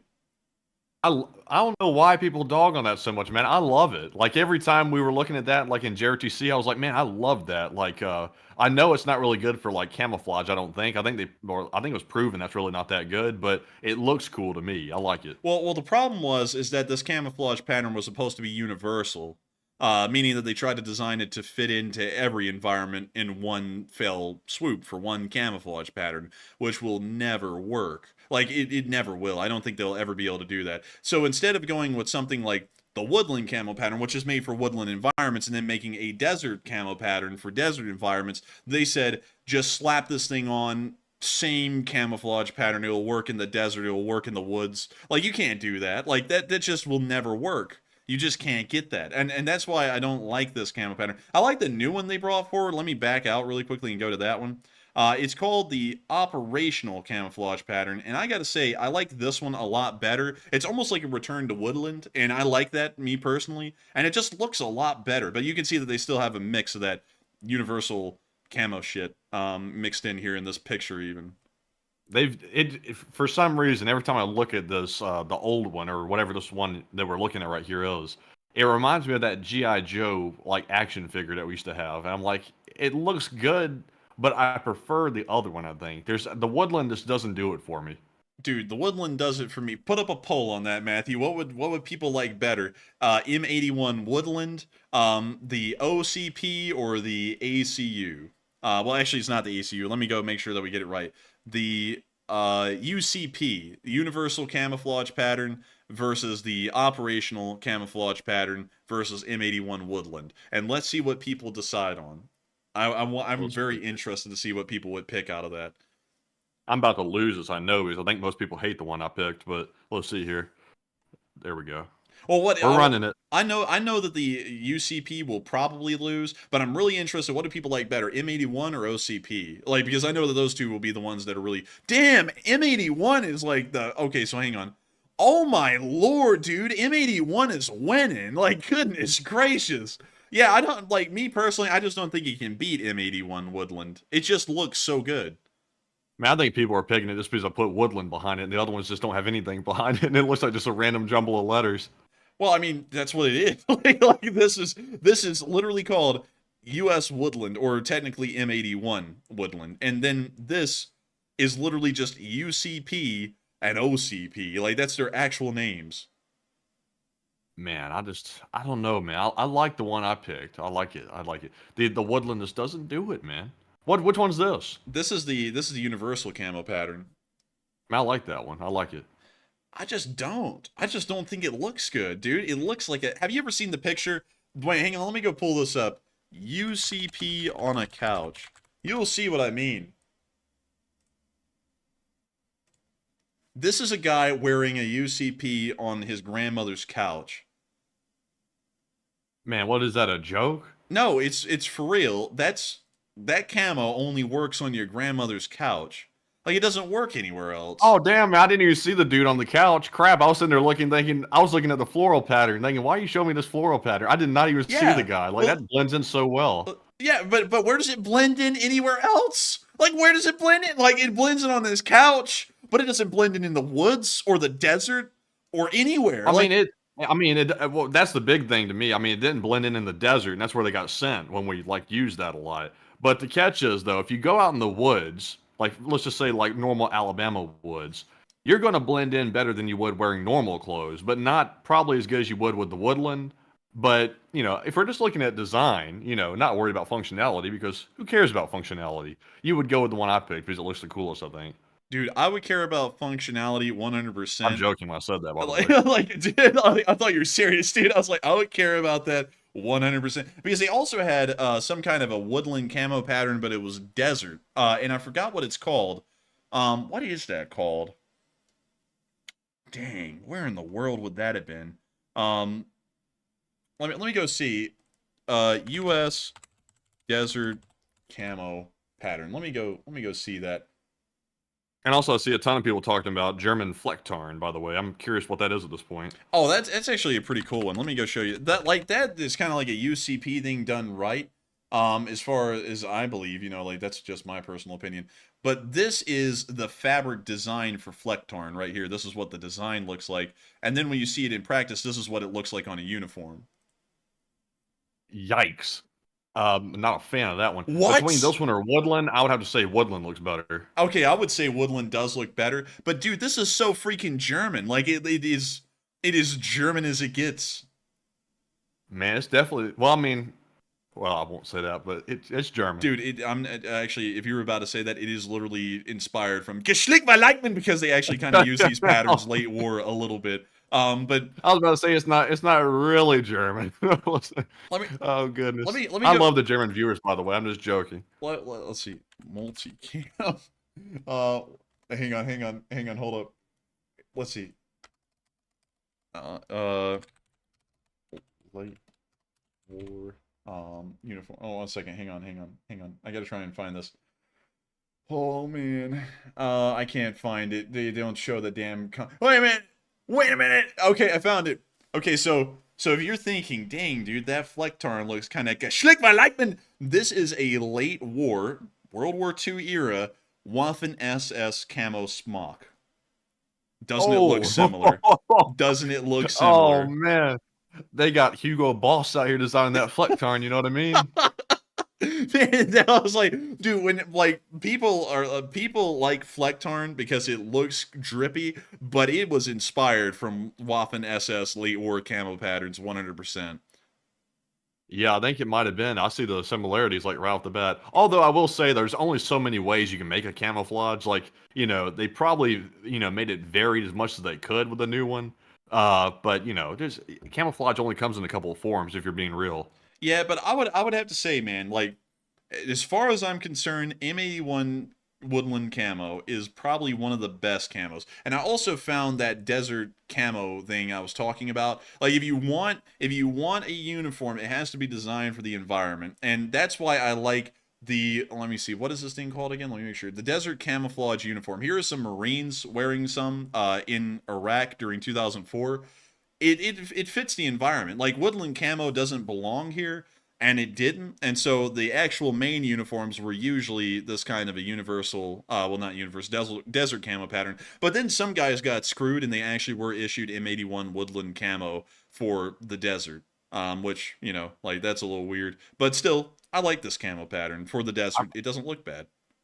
I will say that if I'm being real here, outside of the one I like, which is the UCP looking cool, like just from a cool standpoint, if we're being realistic and also sort of rational, it probably makes more sense just to make individual camouflages for each environment that you're going into. It probably makes more sense. Probably not the most cost-effective option, but like the sand one right here, that's blending in super well. The other one, the UCP, doesn't blend in worth a crap. In a sand environment. In fact, you stand out, I think, more than usual, at least from my viewpoint. Yeah, but Go ahead. Go ahead. Oh no, go ahead. Go ahead. No, I was about to finish anyway. I was wrapping it up. Because what I was about to say is that like camos should be designed around specific environments, just like you were saying, 100%. And that's something that they tried to get rid of for a while. And unlike because the thing is that with the military, there's always this wish to have standardization as the premium. And so they went originally back in the 50s and 60s, and they actually completely separated the uniforms, because for a long time officer and enlisted uniforms were completely different in their design and their cut and everything. I mean, an officer's uniform was completely different than an enlisted man's uniform. And so then in the 50s and 60s they came up with the unirank uniform, which meant that one uniform design for everyone, meaning that the officers and the enlisted got the same uniform designs. The only difference was how the ranks were displayed on the uniforms in between the enlisted and the officers. And so then they did that. And so then by the time of the 2000s, the late 90s, early 2000s, they were wanting to do the same thing but with the camo patterns. And so instead of having different camo patterns for different environments, they were going to come up with a universal camo pattern, once again to standardize everything and just make it the same across the board. But the problem is that with camouflage, you just can't do that. There has to be a different camo for different environments. So after the UCP, the universal camo pattern, failed, now they're going towards the operational camo pattern, which is kind of going back towards different camo designs for different environments. But that is a whole talk about camouflage patterns that nobody needed, but y'all got it nonetheless. And so with that, I hope that does address that fairly well. Thank you so much once again for support and being a Cold War warrior. I hope I was able to answer your original question well, and thank you for being a Cold War warrior, because ME1 Woodland Camo truly is the drippiest, and it appears that most folks agree Woodland Camo is the drippiest by far. It's almost unanimous. And so with that, I hope that does address that fairly well. Thank you so much once again, and we are on to the next one.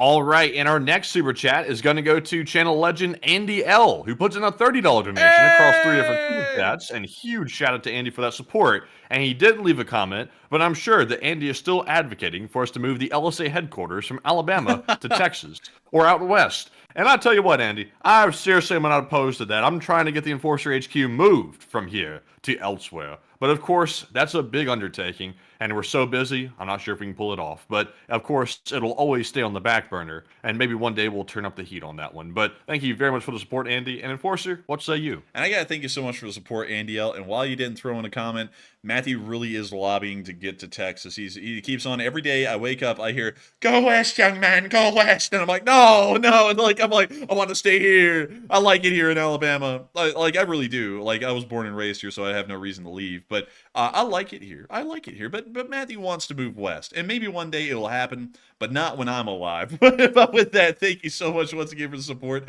and helping this channel to keep on running, because it is folks like you who help to make this thing possible and help us to make this show a reality every single night. And so thank you once again, and we are on to the next one. All right. And also, Enforcer, do you see here? It said, someone came in and said, "Cry multi-cameras for the poors." Man, you know that's a gun community person right there. I've never heard anybody ever say "for the poors" except for like the gun community folks. Yeah. They'll be like, this, like the guy who makes the Honey Badger, by the way. I like the Honey Badger. It's a cool gun. But that guy like says the most outrageous stuff I've never heard. Like he puts crazy prices on guns, and then he says, "This one isn't for the poors." It's like, are you talking about your own customer base like that, calling them poor? It's like nobody can afford your gun, dude. It's like not even rich or poors can afford your gun. It's like I don't even understand it. But man, that's crazy. They came in and said multicams for the poors. It's not true. Everybody has multicam. Better yet, dude, the people who buy into the brand name stuff like H&K, and then they're like, "I don't buy guns for the poors." It's like, what the hell is wrong with you? Like, it's like, why are you so stuck up, dude? It's like, you bought an overpriced gun. Let's just be honest here. Like, yeah, H&K is nice, but is it that nice? It's like, not to me. So you kind of got ripped off. Like, there's a nice middle ground in between really expensive guns and really cheap guns. And I would have to say that, to be quite honest, I think FN, which a lot of people are going to be like, no, that's certainly not a gun that's in the middle ground. That is a gun that hates on the poors. No, it like, as far as H&K prices go, which it gets up to, I think, like 5K. You know, and an FN gun is around 2K, and then you have all of your other guns that are below that are close to 1,000. I think FN is a good middle ground, and they have incredibly high quality that I can attest to. I love FN. It's a really good brand. I think it's within the mid-range of price if we're talking about H&K, which is insanely priced. But to be quite honest, for a normal gun, FN is pretty high up there. But still, you get what you pay for with an FN. I think they're really high quality. I'm not sponsored or paid by FN to say this. I just really like their products, and I think that they truly speak for the quality that they put into their guns. But with that, I don't know, man. FN's not cheap. Like, I don't see that gun right there being middle ground at all. I put that in like the high category. That FN's up there with HK in my opinion. yeah, but Also, I saw Andy L, by the way. Andy L said, "Have you seen my sniper rifle?" And yes, we have, Andy L. have, yeah. You have the sniper rifle that is beyond the range of like HK and stuff like that. Like, it's up another rank. It is like it's one of those. It's one of those brands that I've heard of somewhere, but I've never really known what it is because it's just out of such a league of what I'm used to seeing. Like, Andy L's sniper rifle is insane. Like, that thing is a piece of art, like literally a piece of kit, and it costs as much as a car. So that sniper rifle works. Like, it goes out some big distance. Yeah, I mean, it was one hell of a rifle, Andy L. We did see that thing. But also, I'm seeing a lot of people. Let's see here. Some people are saying, I'm an S&W fan. Smith & Wesson, I don't even think Smith & Wesson makes guns anymore. But I would have to say, from what I've heard, Smith & Wesson isn't that bad. But I think they mostly do pistols, if I'm correct. I'm not sure on that, though. I'd have to check. But let's see. Colt is really overpriced. Like, not going to lie, these days. Like, it's like, oh, you want a Colt? $3,000. It's like, why? It's like, what the hell? It's like $3,000. You're paying for the 4 letters, my man. Yeah, you're paying for those 4 letters, Colt, on the side of your gun. But let's see, another brand that would be good. Matt, if you say Daniel and you say that's a reasonably priced. Daniel Defense is a fantastic brand. No, seriously. Daniel Defense in like the rifle world. If we're talking about mid-range rifles, they are actually very fairly priced. They're the same like price as an FN. No, they're not. How much is the FN? An FN with no accessories, coming with the Knight's Armory furniture and everything, is like 1.7 thousand. Well, you can get a good Daniel, like not the top end Daniel. You can get a good Daniel for around that or less, depending on which one you get. And what Daniel do you have, Matthew? Well, I have the M4A1, which has the expensive rail system on it, so that's why that one's a little more costly than the other ones. But if you don't go for the heavy ass rail system like I got, you'll be okay. You'll get one that's a reasonable price. I'm telling y'all, listen, I've shot Matthew's Daniel. It's pretty good, but I would swear by FN. I think FN is a good brand. We're getting in a brand fight on here, Matthew. We're like, FN's better. No, Daniel's better. But anyways, I would say it's all really good. But if you want just a good starting AR, Matthew, what would be a good starting brand for a rifle? Honestly, the Smith & Wesson M&P, I think it's the 15. That's just a good starter AR if you want to get into it. It's pretty cheap. It's not as bad, in my opinion, as like the DPMS Panther. Like, I don't like that gun. I know someone who personally has one, and in my opinion, I don't like it. I think it's kind of crap. It is. But the M&P is not that bad if you want to get a good one. Honestly, though, I'm a big believer in buy it right the first time. Don't go like blow thousands on a gun if you're getting your first one. But get one that's quality. It might cost a few $100 more than like a DPMS Panther, but go for a decent one. It's not going to break on you, and also it'll last a lot longer, and you're not having to waste your money and go spend double when you finally go get a good one. I would agree with that, because a lot of people do this. In when I was a lot younger, I did this as well. You get into the gun thing and you try and get the cheaper guns, like the cheapest guns, and then you find out that they suck, and then you end up not only shelling out money for the gun that sucks, and then you have to go buy a better one because you want a better one, and then you get the better one. I would generally say, get a good gun at the start. You don't really need a lot of them unless if you really like collecting them for fun. So just get a really good one gun, one rifle, one pistol, and then just leave it at that. And there are a lot of options out there. The best thing to do if you want to try out guns is find friends who have guns, and then shoot their guns and then see if you like them and then try and work off of that. That's probably the best way to get about the gun world and learn what you like, because a lot of people have like preconceived notions in their head that they'll be like, oh, because like when we're talking about standard rifles, there are 2 kinds that really compete here in America. The AR is the king. The AKs come in next. Like, some people say the AKs are better than the ARs, and then there's the oddball group, which is the FAL people who shoot .308, and then they say that the FAL is the best. Really, to be quite honest, having shot all three, I would tell y'all to go and try and find a FAL, an AK, and an M4 or an M16, and try shooting those and find out which one you like better. Because to each their own. I mean, you know, you really have to find a gun that's up to your preferences. AKs are pretty low maintenance. That's one thing I can promise y'all. Like, they're very easy to maintain, very easy to clean. ARs, like actually, Matthew, now that I started cleaning AKs in a bit of a rush, now I see why they say the AK is a lot easier to maintain. It actually is. It's a really quick clean. Like, if you just want to clean it, and you don't even really have to clean it sometimes because it has such low tolerances, it can just do whatever. The M4s, the M16s, stuff like that, they do require a little bit more cleaning, but I feel like they're a more refined kind of a rifle, to be entirely honest. And then the FAL is just, it feels to me, quality-wise, just like an M4 or an M16 or an AR, if you want to call it that. But they just fire a larger caliber and have more kick. You know, you can get away with like just shooting some of that like all-in-one cleaner down the barrel and all the components on an AR. You can get away with that, like if you want to do it a couple of times. Like it'll probably shorten the lifespan of it, but you can maintain it probably as easy as an AK if you just like, you know, kind of roughshot it a little bit. Yeah, a little bit, but I think I really do think that the ARs require more fine-tuned cleaning and maintenance than the AK does. But one thing I will say that's been like a public misconception about the AK versus the AR. The AR will be able to survive more abuse, actually, like in terms of like the environment, like mud and sand and stuff like that. As long as you have the let's see, what is that thing called, Matthew? It's that little side flap that you close onto the bolt. I forgot what it's called, the specific name. The dust cover? Yeah, the dust cover. As long as you have the dust cover closed, you will not really have a lot of problems or issues with the AR because nothing will really get inside of it. But with the AK, because it's made with loose tolerances and it's a lot easier to maintain, it gets a lot of gunk inside of it, and it ends up becoming an issue after a while. Hell, really, a lot of just debris from shooting, like just raw gunpowder, just gets all inside of the gun most of the time, and it ends up being a little bit of an issue to clean. But still, it's easier to clean it, so it kind of balances out. But still, I don't know. It's just kind of up to y'all. I would say try them all out before you really make a final decision. But they're all pretty good to me. I personally enjoy them. But with that, I hope that does address that fairly well. I don't even know what got us down that rabbit hole, but thank you so much once again for support and helping this channel to keep on running. And we are on to the next one.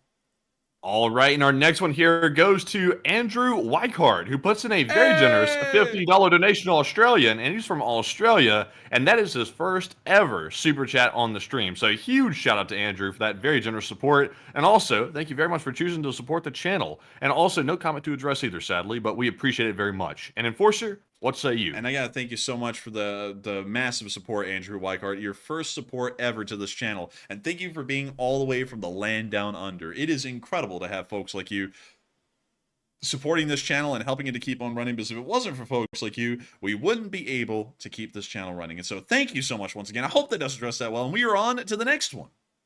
All right, and the next one goes to Eric Lessing, who puts in a $25 donation, and thank you very much, Eric, for the support as well. He said, Enforcers, I love the streams and support of Ukraine, and I'm in my new apartment, and it's great, and your coverage is awesome. And also, I'm glad to hear about the new apartment, by the way. Yeah, nice. Our new apartment didn't go so well, so I'm glad yours is going good. Hopefully nobody bangs on the wall. Ah, keep it down! It's like, don't do that. But still, thank you so much once again for the support. I hope you're enjoying that new apartment. That is incredibly cool to hear. And I got to thank you so much once again for that support and helping this channel to keep on running, because it is folks like you who help to make this thing possible and help us to keep this thing running. And so thank you so much once again. I hope you've been enjoying that new apartment, Eric Lessing. And of course, thank you for enjoying the coverage. And with that, we are on to the next one. All right, and the next one goes to Surprise It's Us, who puts in a $20 donation. And thank you very much, Surprise It's Us, for that support. And wow, the voice cracks crazy. But also a huge shout out to Surprise It's Us for saying that they loved the new t-shirt design. I appreciate that very much, because I put a ton of time in designing this t-shirt, and I'm glad to hear that y'all like it. And Surprise It's Us said, please tell us about your fourth ×2. And it was pretty good. To go over it again, I mostly sat down from the day and wrote the script for the China-Taiwan video. And then after that, I moved on into hanging out with some friends, watching some fireworks. Then I came back, played some video games. And then the next day, which was today, I actually went out to on a day trip and went shooting with those friends, and it was all really fun. So I had a great 4th of July surprise to us, and thank you so much for the support, and thank you for asking about that. And I hope all of y'all's 4th of July was good too. And so with that, thank you so much once again. I hope that does address that fairly well, and we are on to the next one.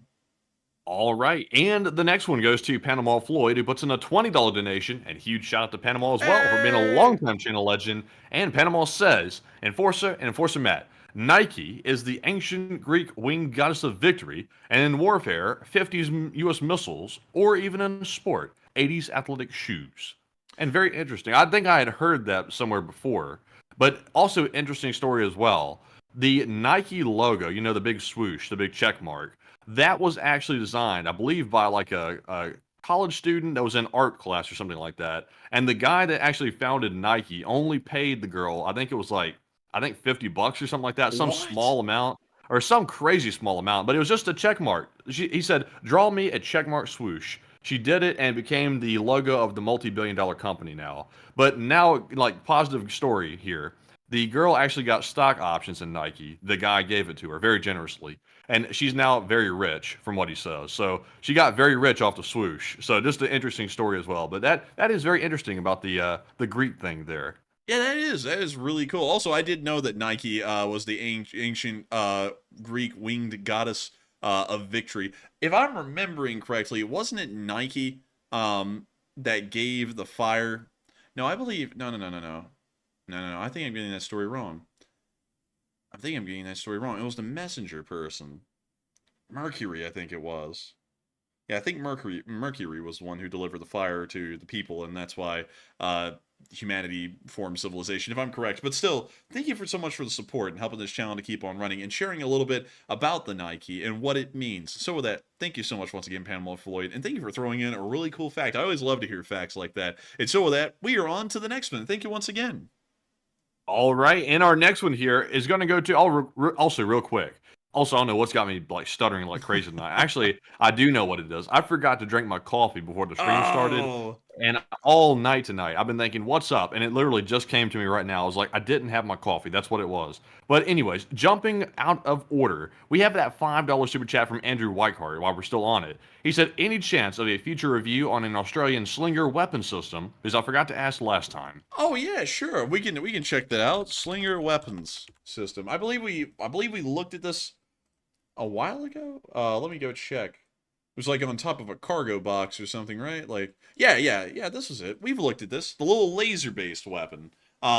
We have looked at this, and it was pretty neat. But I was talking, I think, about the British system, which is similar. It's mounted on board a warship. Very cool idea. I would like to see these in Ukraine and see how they would be used, but not that bad all around. And so with that, I hope that does address that well. Thank you so much once again for support and helping this channel to keep on running. And with that, we are on to the next one. All right, in our next super chat, this time is going to go to DS, who puts in a $20 donation. And huge shout out to DS as well. They said, always my go-to, and thank you guys. And thank you so much for the support, DS. And thank you for saying that we're always your go-to. We love to know it because we work so hard to make sure that y'all can get the news every single day, just like y'all want. And so with that, thank you so much once again. I hope that does address that incredibly well. And we are on to the next one. And this one goes to Blue Flam 777 LSA, who puts in a $20 donation, who's also the channel legend, by the way. He said, I've been in and out of the hospital for the past several weeks. He said surgery, poking and prodding, and asked me what was the worst thing I heard my surgeon say during the operation. Literally anything. Question to the chat. Oh no, that's terrible. I hate to hear that. I hope things are going better for you though. But I thank you so much for the support, and I hope that everyone wishes you well, because it's terrible to hear that you're having to go through a lot of in and outs with the hospital. That must be tough. Fortunately, Matthew and me have never really had to deal with that much, but if we had to, that would be tough, because I don't really like hospitals generally. I don't really like medical things for that large part. So I got to give it to you. Getting through that, you got to be soldiering on for sure. And I hope that everyone wishes you a great deal of luck getting through that. But still, thank you for the support. I hope that does address that the best we can. And with that, we will make sure to take a live chat question in your honor. And so what do we got, Matthew? And also, Blue Flame, one other thing as well. I hope you get better from the surgery as well. I hope you're doing okay. One thing I cannot ever get my mind around because I've never had to be put under before, like on anesthesia. I can't mentally get over the idea of being put out by the drugs like that and being put to sleep. I'm glad I've never had to do that. Unfortunately, though, I might have to do that in the future because my wisdom teeth are going to have to get taken out eventually. So that might be coming up sooner than later because I think they're starting to cause problems with the nerve in my jaw or something like that. Probably too much information, but one day I'm going to figure out what anesthesia is like. I'm not looking forward to it. So if you could tell me anything about it, let me know. But anyways, jumping into the question in the live chat here, this one goes to Kite. He says, do you think that NATO should show its strength so other dictatorship countries do not consider new wars? I would say that yes, that's something that NATO should do.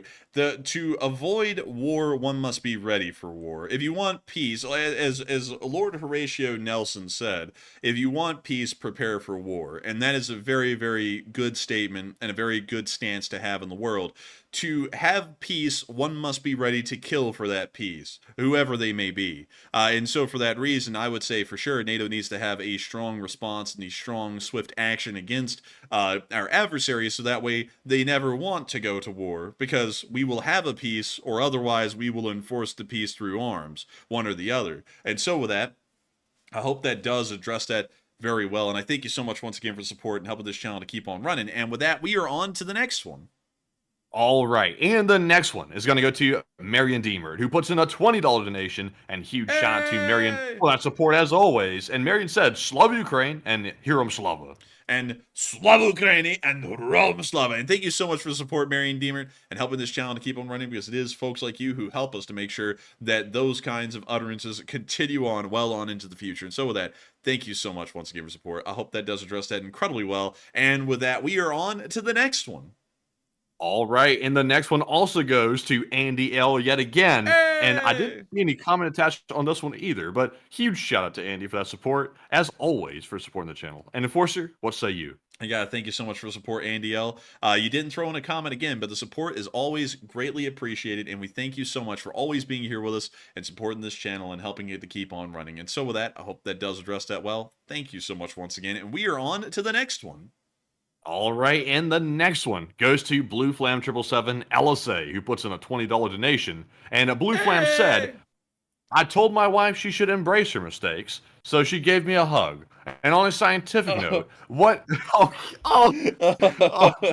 my God! That was dude. Why, Blue Flame? You just harmed yourself. What the hell are you doing? That blew past me like a bullet whizzing by my head. I didn't realize it passed by my head until it did, and I just got hit by it. But they said on a scientific note, what do you get when you cross a shark and a cow? Your research funding permanently suspended. Question to the chat. Watch out. What's this shot? But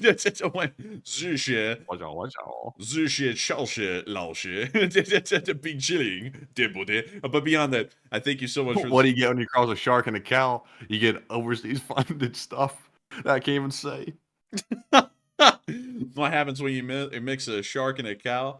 You get Kim Jong-un. But beyond that, I hope that does address that fairly well. And I gotta say, thank you so much for the support, Blue Flame 777. Thank you for throwing down 2 zingers in a single super chat. And we will make sure to get a question in your on air. And so, what do we got, Matthew?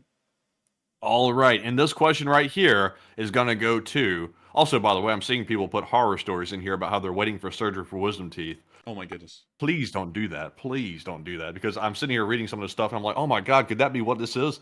And I'm like, oh crap. And then if you look it up on Google, what your symptoms are, it tells you get to the hospital now as it could be all over tomorrow. I'm like, oh my God, or I can't read this stuff. But anyways, this question goes to Michael McMahon, who says, any update on the S-500?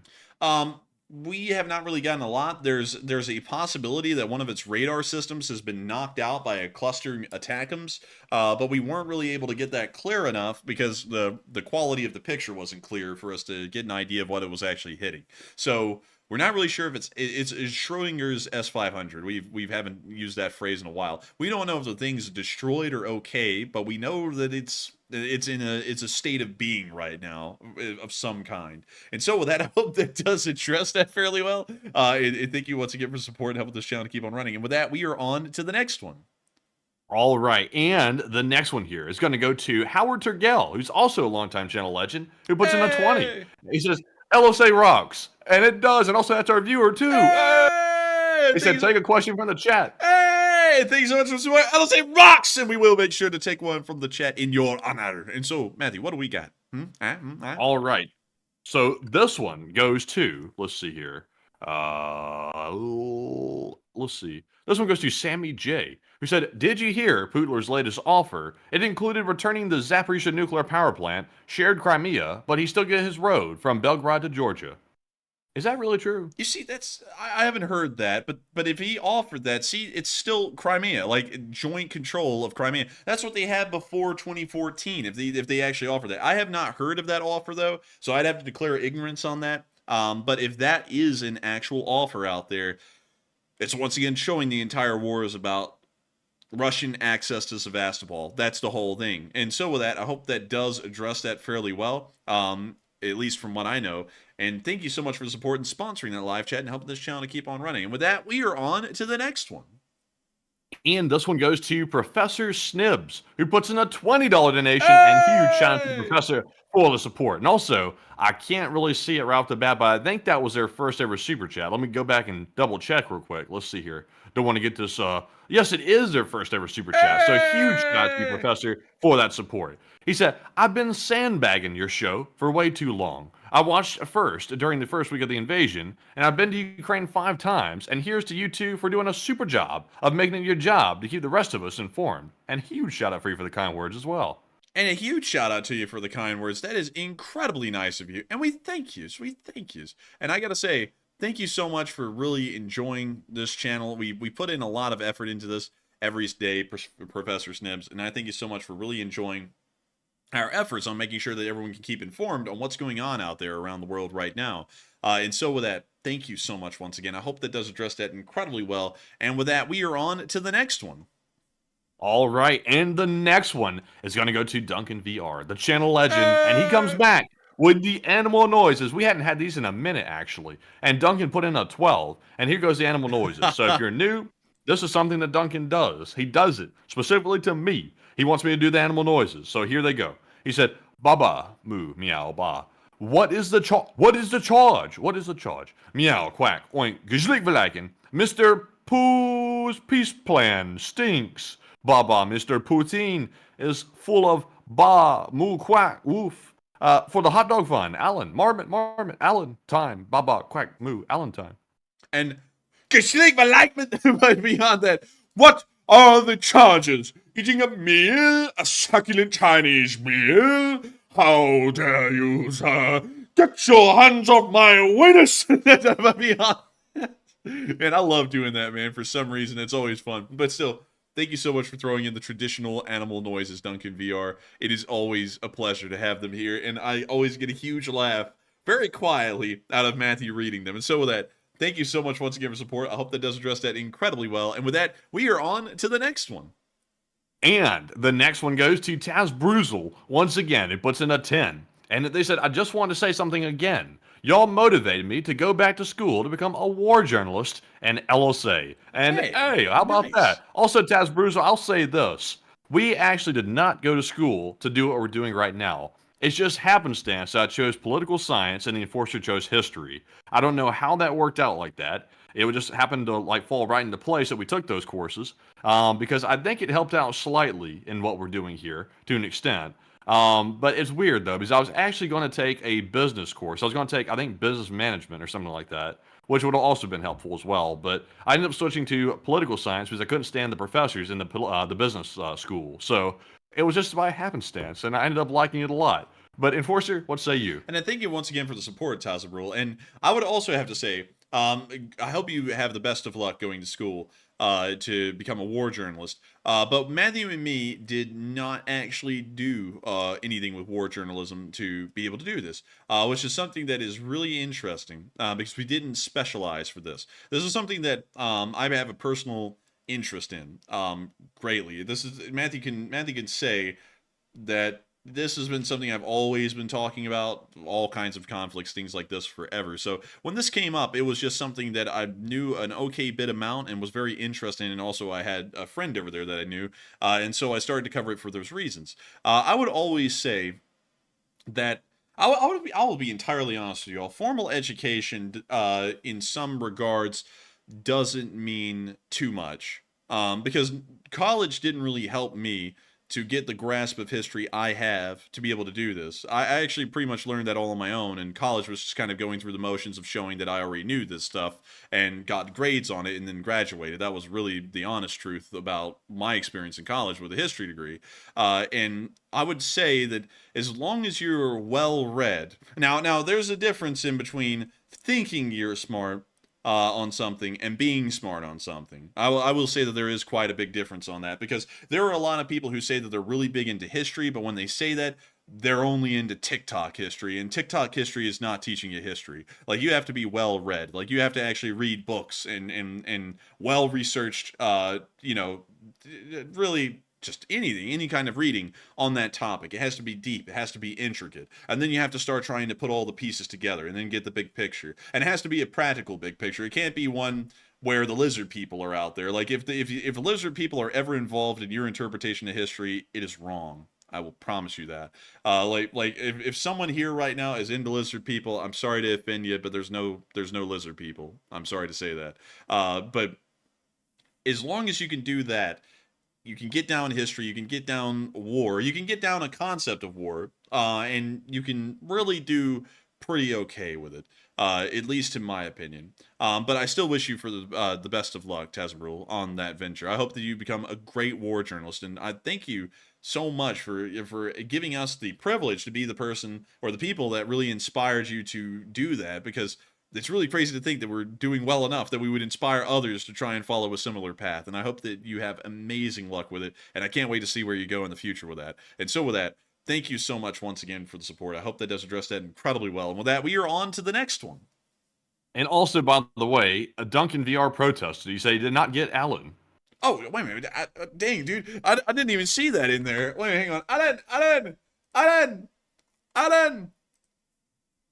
on. Alan! Oh, hello there! Hello. His name is Alan. He's a marmot. He's got a fat tail. He's got big teeth. He's got strange ears that barely protrude from the side of whatever that is. Not even the face, really. It's just the side of the fur. But send it to the fly. Aw, man, another day in beautiful Estonia. Aw, man, it couldn't be better in my life. Aw, man. Aw, free vacation. Aw, man. Oh, gotta love that. Aw, Who doesn't man. like a free vacation? Oh. Aw.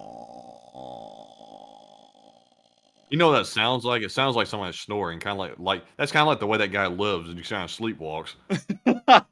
Oh, dude, I wish I could pull up that meme, where that guy snores, man. You know what I'm talking- Yeah, that one. Oh. Like, I wish I could find. Like, dude, you know what? Wait, hang on. Let me Put in loud horn meme or something like that. hang on, dude. Oh, wait a minute. There it is. It's right there. Man, perfect timing. What the hell even is that, though? It's a snore. It's an actual snore. But with that. Damn, man, like freaking, like overcooked and deep fried. Oh my lord, dude. I love it. Man, that's what I'll be sounding like after the hot dog man does one too many yappings on his stream. I'll be sounding like that. Hit it. Wait. Hang on, let me rewind it. Oh, damn. Oh my lord. Dude, man. Oh my goodness. That's the noise that Hot Dog Man makes when he loses another 100 subs. Oh my goodness. Oh goodness. Isn't life wonderful? But anyways, that, I hope that does address the Alan the Marmot fairly well, Duncan VR. And of course, I thank you so much once again for helping this channel to keep on running. It is folks like you who make this thing possible, and I'm so sorry that we missed Alan the Marmot the first time. But with that, we are on to the next one. All right, so our next one is going to go to Amber Clark, who puts in a $15 donation, and huge shout out to Amber Clark for putting in the first ever Super Chat on the stream. Huge shout out to Amber for that. And they said, keep up the good fight for democracy, you guys. And thank you so much for the support. And thank you for helping this channel keep on running, Amber Clark, with your first Super Chat ever. That is incredibly kind of you and incredibly nice. And we will make sure to keep up the good fight for democracy and self-determining governments around the world. I think it's a hallmark of of Western civilization, and I think that it's such an important thing to continue to strive for and achieve here in the Western world, is that self-determining governments will continue to prevail no matter what kind of difficulties and what kind of challenges may lay ahead. And so with that, thank you so much once again. I hope that does address that incredibly well. And with that, we are on to the next one. And this one goes to Paramecium13, who puts in a $10 donation and says, did you hear about the attack on an industrial substation in Staryelskoye? And if the metal plant is without power for long, any molten metal will solidify, damaging the furnace and other machine containing it. I did hear about something along those lines, actually in the 10-minute countdown. I forgot who mentioned it, but they said that apparently now the steel had cooled inside of the melting pots, which will take a long time to fix, because now that it's kind of like melded with the melting pot, that's not a good situation. So I have heard something along those lines, and it doesn't sound, from the information I got, although I don't have a lot to work off of here, that things are not going well in Staryelskoye. But I'll have to do my own digging and research to back that up and make doubly sure. But I still thank you for the support, and I hope that does address that the best I can. And with that, we are on to the next one. All right, and this one goes to LSA Sergeant Figment, who puts in a $10 donation, and huge shout out to LSA Sergeant Figment for that support. And also, let's see. Let me get rid of this bot. There, I got rid of them. James, does it really matter? When you buy a Bot Be Gone t-shirt, you're helping us fund the Bot Spray Fund. Just like that, a fresh new can, sprayed right there, he's gone. But anyways, back to Sarge's Super Chat, who was rudely interrupted by that bot. As Sarge says, LSA, hit the like button. That's an order. And enjoying my little trip to Finger Lakes in New York and Watkins Glen Gorge National Park. And check it out on a map. It's beautiful, and happy birthday. And here are the Finger Lakes, Matthew. Oh, it really is like that. Dude, the lakes shaped like fingers. but anyways, I'm just kidding. Let's drop down and take like greasy sausages or something. Dude, man, that's the fingers of a New Yorker reaching out for a hot dog. I'm just kidding. Man. No, I'm just kidding. New York is actually, it seems, from what I've heard, it's a pretty cool place actually. But still, they're really cool. The fingers. And then you have what the hell is this up here? What the hell is this up here, huh? What is this up here? What's this called? They're not going to tell me. What the hell? Okay, anyways. That's the Vermont and New York River. Get the hell out of here. It's called the Richelieu River. Stupid too. Wait a minute. It's called the Richelieu River up here. I'm going to put money on it that this is the Hudson River. Is it? If I zoom in, will it finally tell me? Will it tell me when we move down here? Oh, Richelieu, François, La Française avec taillot, or whatever. But, dude, where's the freaking river? Okay, so hang on. This is the Hudson, right? Yeah, so it's the Hudson River. So, wait, hang on. Let me track this thing to its source. Man, where the hell does the Hudson River go? What the hell? Okay, so it's not connected to the Hudson River, is it? No? I don't know. Anyways, beyond that, really cool to hear that you're up here at the Finger Lakes. And also, Matthew, where else is he going? He's going to Watkins Glen Gorge National Parks. Watkins Glen Gorge National Park. National Park.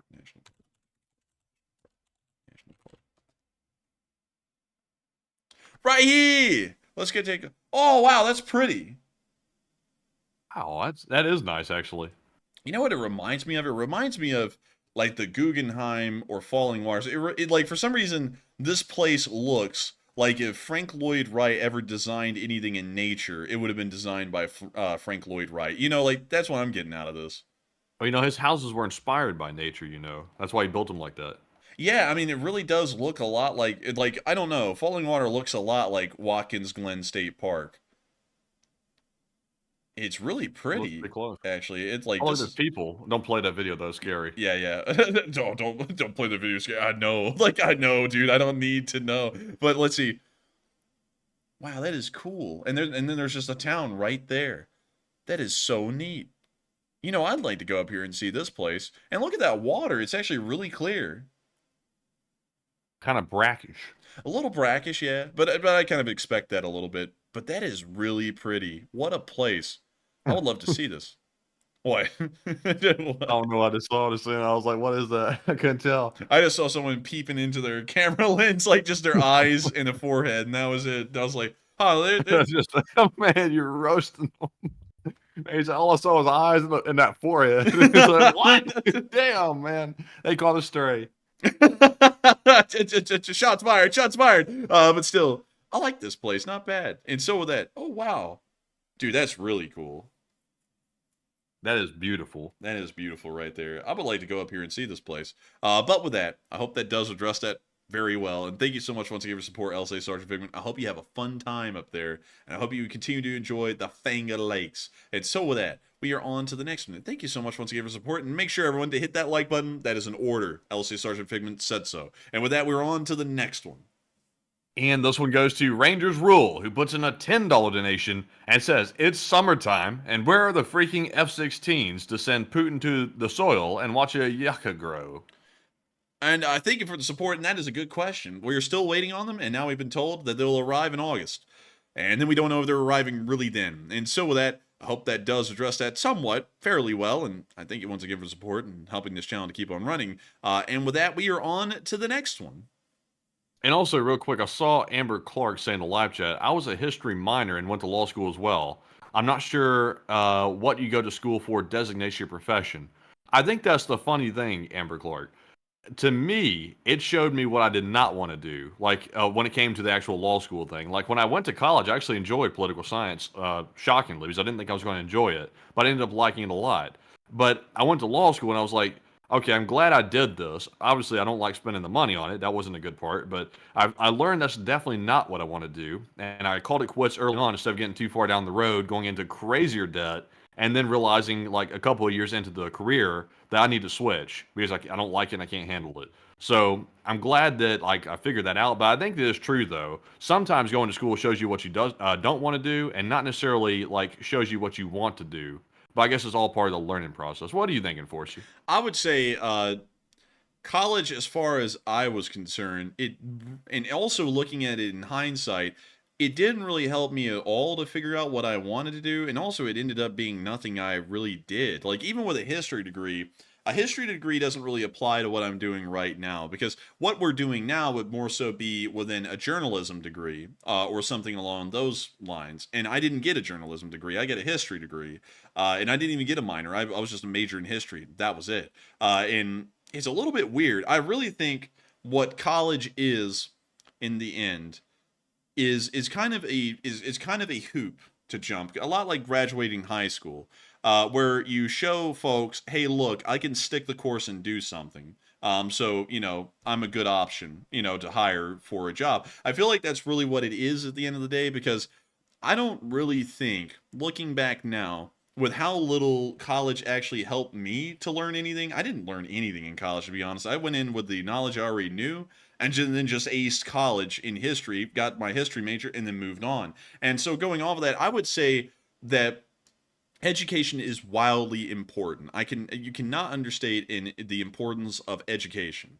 However, as far as college goes, college is not really a benchmark for being educated. It's really more so just a formal way to show that you meet a minimum requirement of education to be at that level. That's what I really think it more so is, because it does not help at all with picking a career or anything for that matter, or really the knowledge that you have. Because I know a lot of people who came out of college in the history department.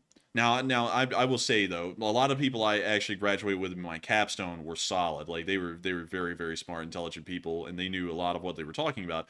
But then there was a lot of people that also graduated in the history department, and they have a degree, and they don't know history. Like I've listened to them sometimes, and I'm like, you have no damn idea what history is. And it, like, I think it's just that, okay, they jumped through the hoops and they did it. I feel like that's what college really is, and it doesn't really help out in really any way. But that's me saying that after I got through the whole process.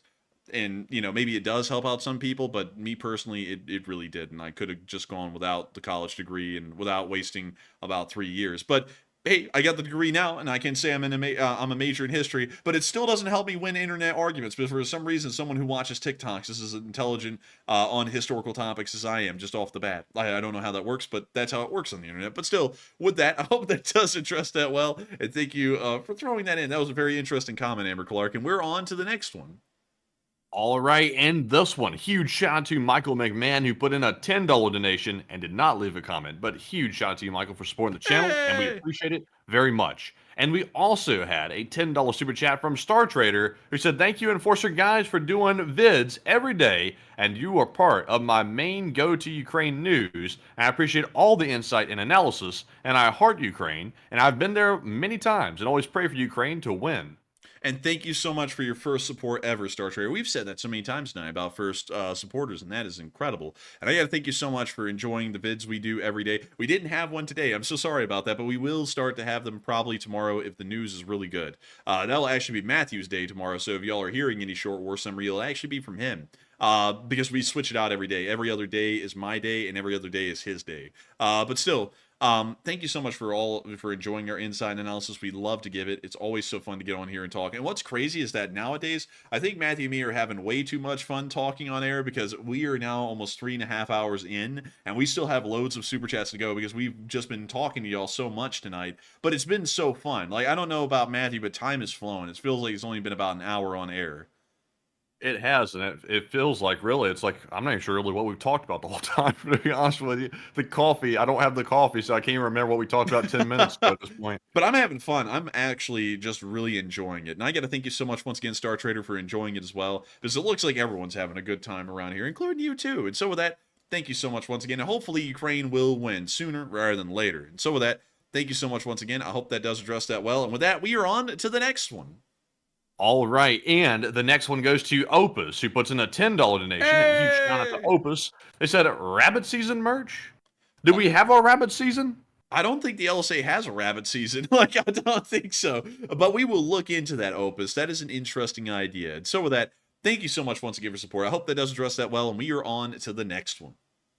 And this one goes to Darren Quinn, who puts in a 10, and says, let's see, Bush Turkey, South Australia, Surf Coast, Bushland Inns National Park, Inniston, old mining town. My grandfather worked during Second World War, watching for German submarines, and became biggest beekeeper on SYP-SA. Interesting. That's really cool. And so let's go check that out. Let's see. Bush Turkey, South Australia. Bush Turkey, South Australia. Let's just type that in and see what we get. Is this it? Is that it? That was permanently closed. This one might be it. All right, so it doesn't have pictures. So let's see. Old mining town. Oh, let's see. Inniston. Okay. Here we go. I think this is what you're talking about, mister. So Inniston. Let's see where. So let's go look at the local town just a little bit. Let's drop down. What does this look like? Dude, this looks like Australian 30A. That's actually really cool. But yeah, I like how clean it is. Like, when an area is clean like this, like, I just can't put, like, for me, like, being clean and organized is like everything. If something's clean and organized, like, I keep my desk, you can ask the Enforcer. Everything in my room is like exactly placed where it needs to be. I have an exact area. If someone came in here and moved something like slightly off, I could tell you immediately when I walked in here that something was moved. I just like things to be like that, and I like when places are clean like this because it's super, super nice to look at. I have to say this is super clean, and I have to say you have to put a premium on public cleanliness. Like, you just cannot get enough of it. It's wonderful, and I think if I became president of the United States, I would like to sponsor or support, at least as an administrative policy, the rebirth of large city sanitation departments. I would like to see that to keep the cities clean. But moving on from that, I have to say that that is really cool to hear about your let me make sure, your grandfather. For some reason, I was thinking he was your dad. But still, thank you so much once again for support and helping this channel to keep on running. And I would love to keep bees. Like, beekeeping always seems really cool to me. But still, thank you so much once again. I hope that does address that well. And with that, we are on to the next one. All right, and the next one goes to Hugh Wrinkle, who puts in a 10. And huge shout out to you for that support. I said, what do you think about the idea of India locking Middle Eastern oil due to recent Chinese aggression? One. Locking? Locking Middle Eastern oil? Like, what does he mean by locking it, I wonder? Unfortunately, I don't think I would know. But I do thank you for the support. Sadly, I'd have to declare ignorance on that one because for some reason I'm not understanding the question. But I do thank you so much once again for support and helping this channel to keep on running because it is folks like you who help to make this thing possible. And with that, we are on to the next one. And this one goes to Davo LBC once again, who puts in a 10. Hey! He said, my name is pronounced Dave O LBC. So it's Dave O. And he said, still watching and supporting, not trying to get a plug in here. Just thought you might like listening to some of my music, Buzz Bomb and Pleasure Burn. Hey, and I thank you so much for the support, Dave-O, and we will try and look into it a little bit. Sadly, my music is really weird. Like, I listen to, like, I'll be completely frank and honest with y'all. I listen to national music from around the world. So like patriotic songs of different countries. So I'll listen to American patriotic songs, Ukrainian ones, German ones, British ones, and hell, I'll even listen to our adversaries' patriotic songs, and I'll actually look at the subtitles and read their lyrics to try and get an idea of where their national spirit lies. So I'll listen to Chinese songs. Right now, to be honest, because I'm actually writing that script about China, I'm actually listening a lot to their patriotic songs from their armed forces, or really from their government, to try and get an idea of where they put the public's thinking when they listen to these songs, because songs have a lot to do with how a government attempts to mold their own image, or at least mold the image of the government in the minds of their people. So you can actually learn a lot from their songs and their lyrics. So I'm actually listening to a lot of Chinese songs, and I have to tell y'all that my favorite one so far from China, I actually have a personal favorite for most every country, but my favorite one from China right now is actually The Sun is Red Over Jingong Mountain, which is a really interesting one because it's like Mao worship in that song, and it's a really bizarre thing because it came out during the Maoist era, and it was forming the song, it forms a cult of personality around Mao more so than the Chinese Communist Party, like many other songs from from more modern times in Chinese history do, like the March of Steel Torrent, which isn't really about the great leader like Xi Jinping or anyone. It's more so about the Chinese people themselves and creating a new future for China. But you can just learn so much about a nation through their national songs, and so I listen to those a lot. Very rarely any other genre than national songs. But with that, I hope that does address that fairly well, and I thank you so much once again for support and helping this channel to keep on running, Dave-O. And with that, we are on to the next one. All right, and real quick, returning back to Hugh's question, I got some clarification from the audience. They said the question meant to say, what do you think about the idea of India blocking Middle Eastern oil due to recent recent Chinese aggression? That would be an interesting idea. However, I don't think the Indians have the military ability or the economic sway to be able to guide the Middle East that way. It would most likely end in disaster or an embarrassment for the Indians if they tried to do something like that. So I would generally say probably not. That for India, I don't think that would be a good idea for them at the moment. However, they could try and chain themselves to the United States a lot quicker than they already are, and then the United States and India could leverage their combined efforts to sway the Middle East from sending China any further oil. That would probably be the best way for India to do that going forward, but on their own, I don't think they're in that position to do that right now. And so with that, I hope that does address that well, and I thank you so much once again for support, and also sorry for getting that question incorrect earlier. But with that, we are on to the next one.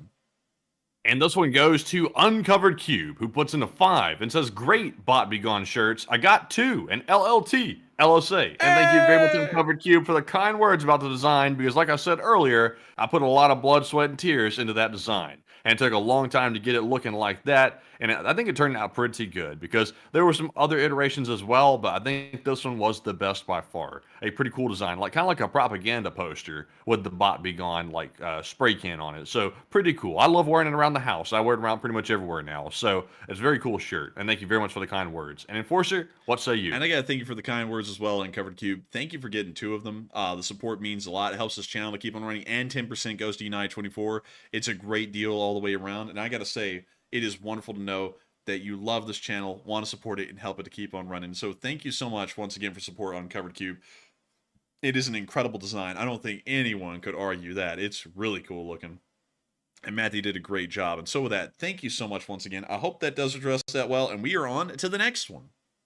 And this one goes to Dion, who puts in a 5 and says, 4th of July donation for your sirs.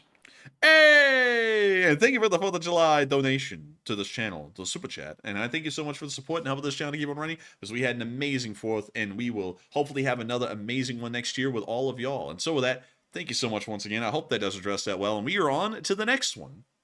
All right, and this one goes to Point of Guinness, who says, or puts in a 5 and says, let's see here.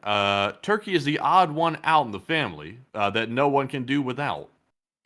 Kind of, yes. I would agree with that, sort of, because they have a certain strategic role that they play in the NATO alliance that makes it a little bit of a difficult decision to just simply boot them, if there was a way to boot anyone from the NATO alliance. But with that, I thank you so much once again for support. I hope that does address that incredibly well. And we are on to the next one.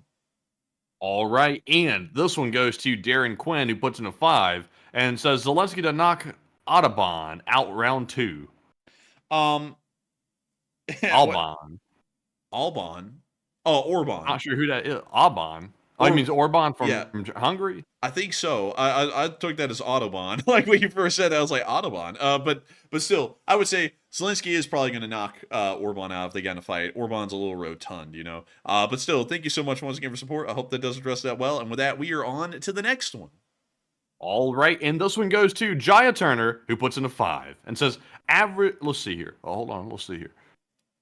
Now, this one, Jaya Turner, I'm not sure what it means, but I see one particular name, and it's scaring me. Whoa, whoa, whoa, whoa. And I'm not sure if I can read this one, but Enforcer, do you see it? Let's see here. Let me make sure to get through the list and find it.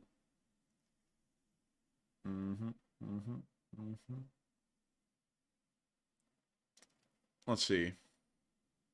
I don't have it in my list. Yeah, I think it mentions something about whoa, whoa, whoa, whoa, Jack, whoa. Let's see. Oh, yeah. I think sadly, I'm not sure if I'm understanding that one correctly, but yeah, I would have to say I think sadly we're going to have to skip past that one, because I'm not sure if it's trying to make a political comment.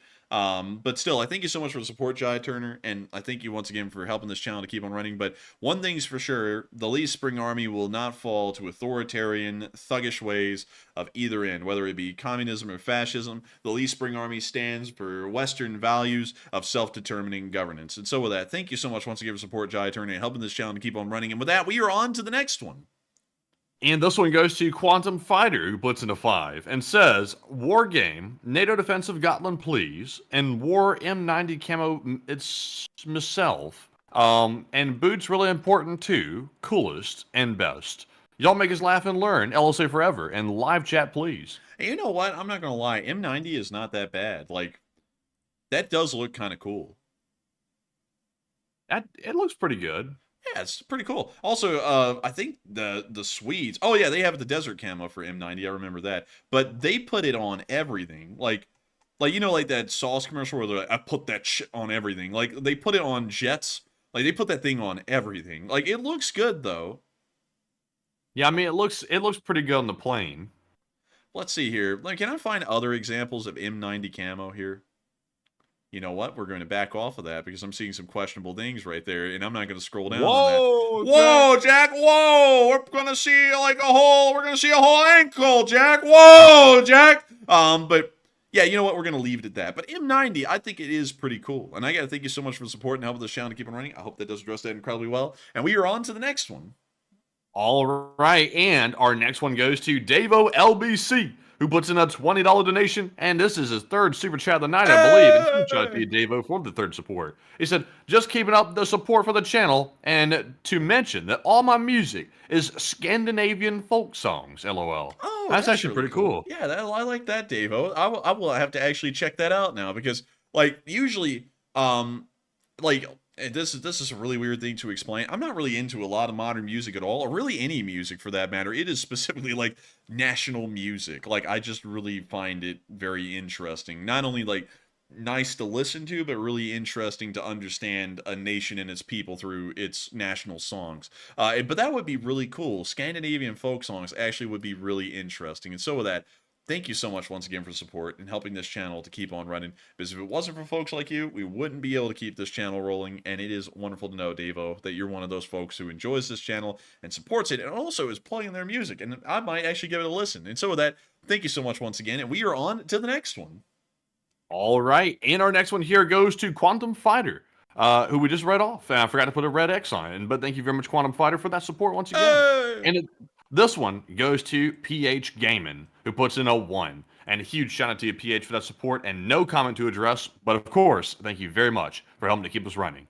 And with that, that is our last super chat to address. So we're now moving on to our live chat questions, and we actually only have a couple. We've gone through most of them, actually. Not a whole bunch of live chats tonight, but we do have the Morse code decoders of the stream. And tonight we had Cliff Simonson, Mark Hodges, Earl Bernew, Paul Schultz, Kevin J., Rumpelstiltskin, and David Millsaps. They said, the Morse code decipher says, Russia is once again feeling the pressure of attacks from within and is buckling. Long live the LSA. And that is the sound of money. And I got to say that you'll get the dead on the nail. That was the Morse code message. And I got to congratulate y'all for getting that right time and time again, because it's really impressive to know that y'all are able to get that Morse code message dead on the nail pretty much every single night. And so with that, I hope that does address that well. And also, Nickelodeon's surname said, Enforce Matt the Enforcer. Or as I said, come out, you black and tans. Very cultural. That's just, yeah, you know, those are some songs I've listened to before, are the IRA songs. Because they also give you a little bit of an insight into the IRA's thinking with how they write their songs. Like the lyrics in them and everything. But with that, I hope that does address that well. And goodness gracious, Matthew, great googly moogly! We got 2 more super chats to address. Also, by the way, everyone, really quickly, while we're seeing the super chats flooding in again, I want to make sure to say that at this point, we are having a channel cutoff.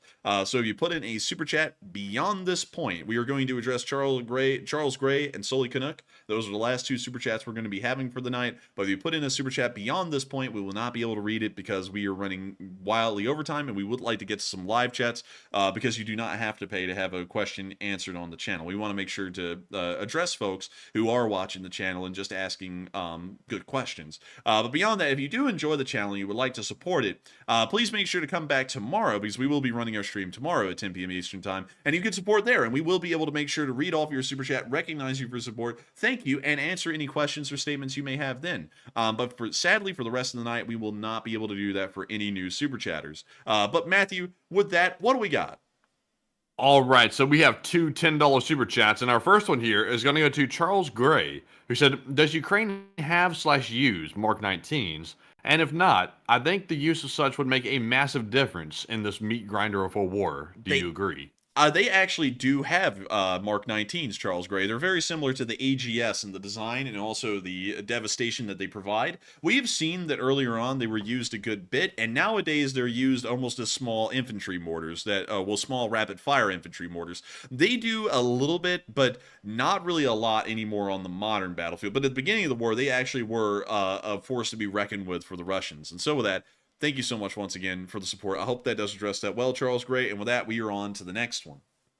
All right, and our next one here goes to Sully Canuck, who puts in a 10 Canadian and says, I gotta get my little support in for the little LSA. Hey, and thank you so much for the support, Sully Canuck, and helping this channel to keep on running. And we will make sure to thank you for the little support you gave to the LSA, because every little bit, whether you think it's little, it's actually really big, actually. Helps us to keep this channel running and helps us to make sure that this channel will live another day. And so with that, thank you so much once again for support. I hope that does address that incredibly well. And with that, we are on to the third to last question of the night. But before we do, big shout out to Opus for throwing in a super chat. Sadly, we can't read it off because it is past the cutoff, but we still thank you massively for the support and helping this channel to keep on running. And with that, we are on to the third to last question of the night. And this one goes to Ryan Peacock. He says, any updates on the armed uprising you covered from last week in Russia? I'm assuming he's referring to Dagestan. You grabbed that one right out of the live chat right there. I like that. That was a good question, though. We have not really gotten a lot of updates. We haven't heard of continued armed activities within the area, so we are assuming at this point that the Russian security forces have been able to crush the rebellion and destroy its members. So that's what we're assuming at the moment. We don't know if that's entirely the case. It may just be that the Russians have put a good lid on the news coming out about it. But for the moment, we understand that it may have been crushed or suppressed entirely at this point, Ryan. And so with that, I hope that does address that incredibly well. And we are on to the second to last question of the night. All right, and this one goes to Butchie777, who says, do you think the North Korean soldiers in Ukraine will be fitted with GPS shock collars or worse? To stop them wandering off when they're in Ukraine.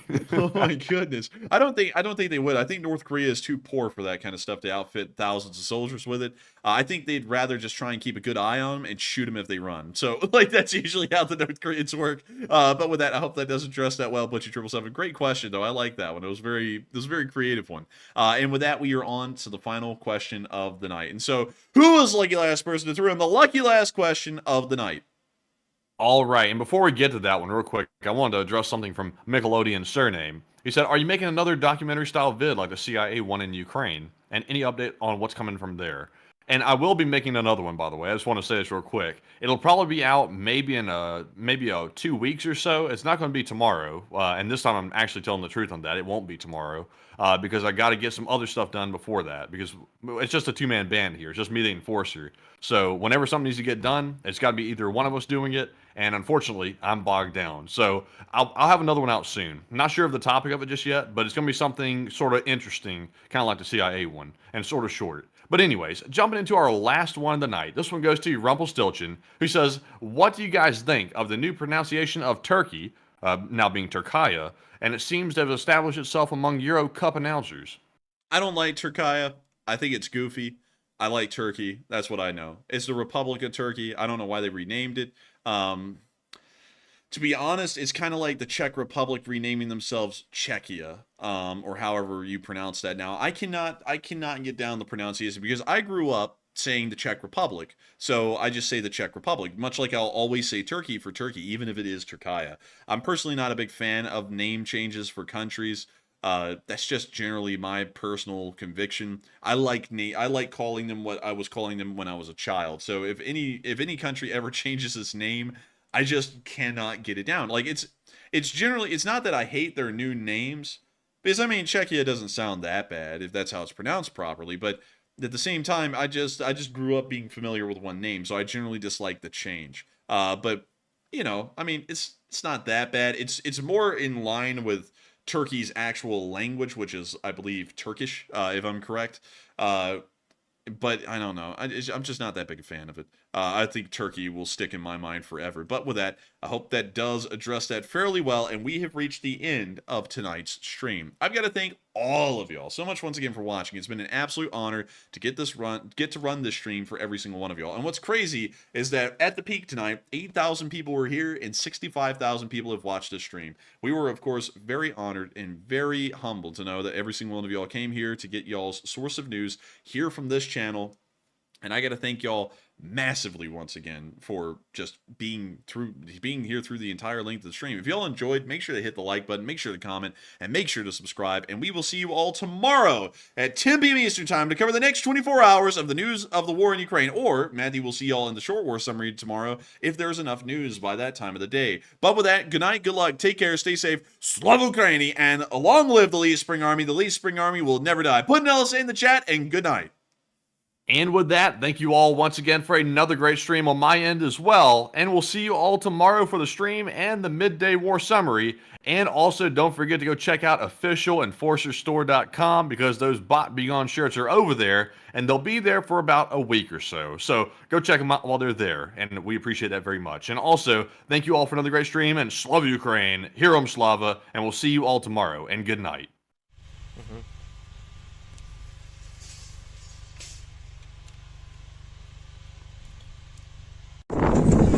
Yes. The Leaf Spring Army sends its regards.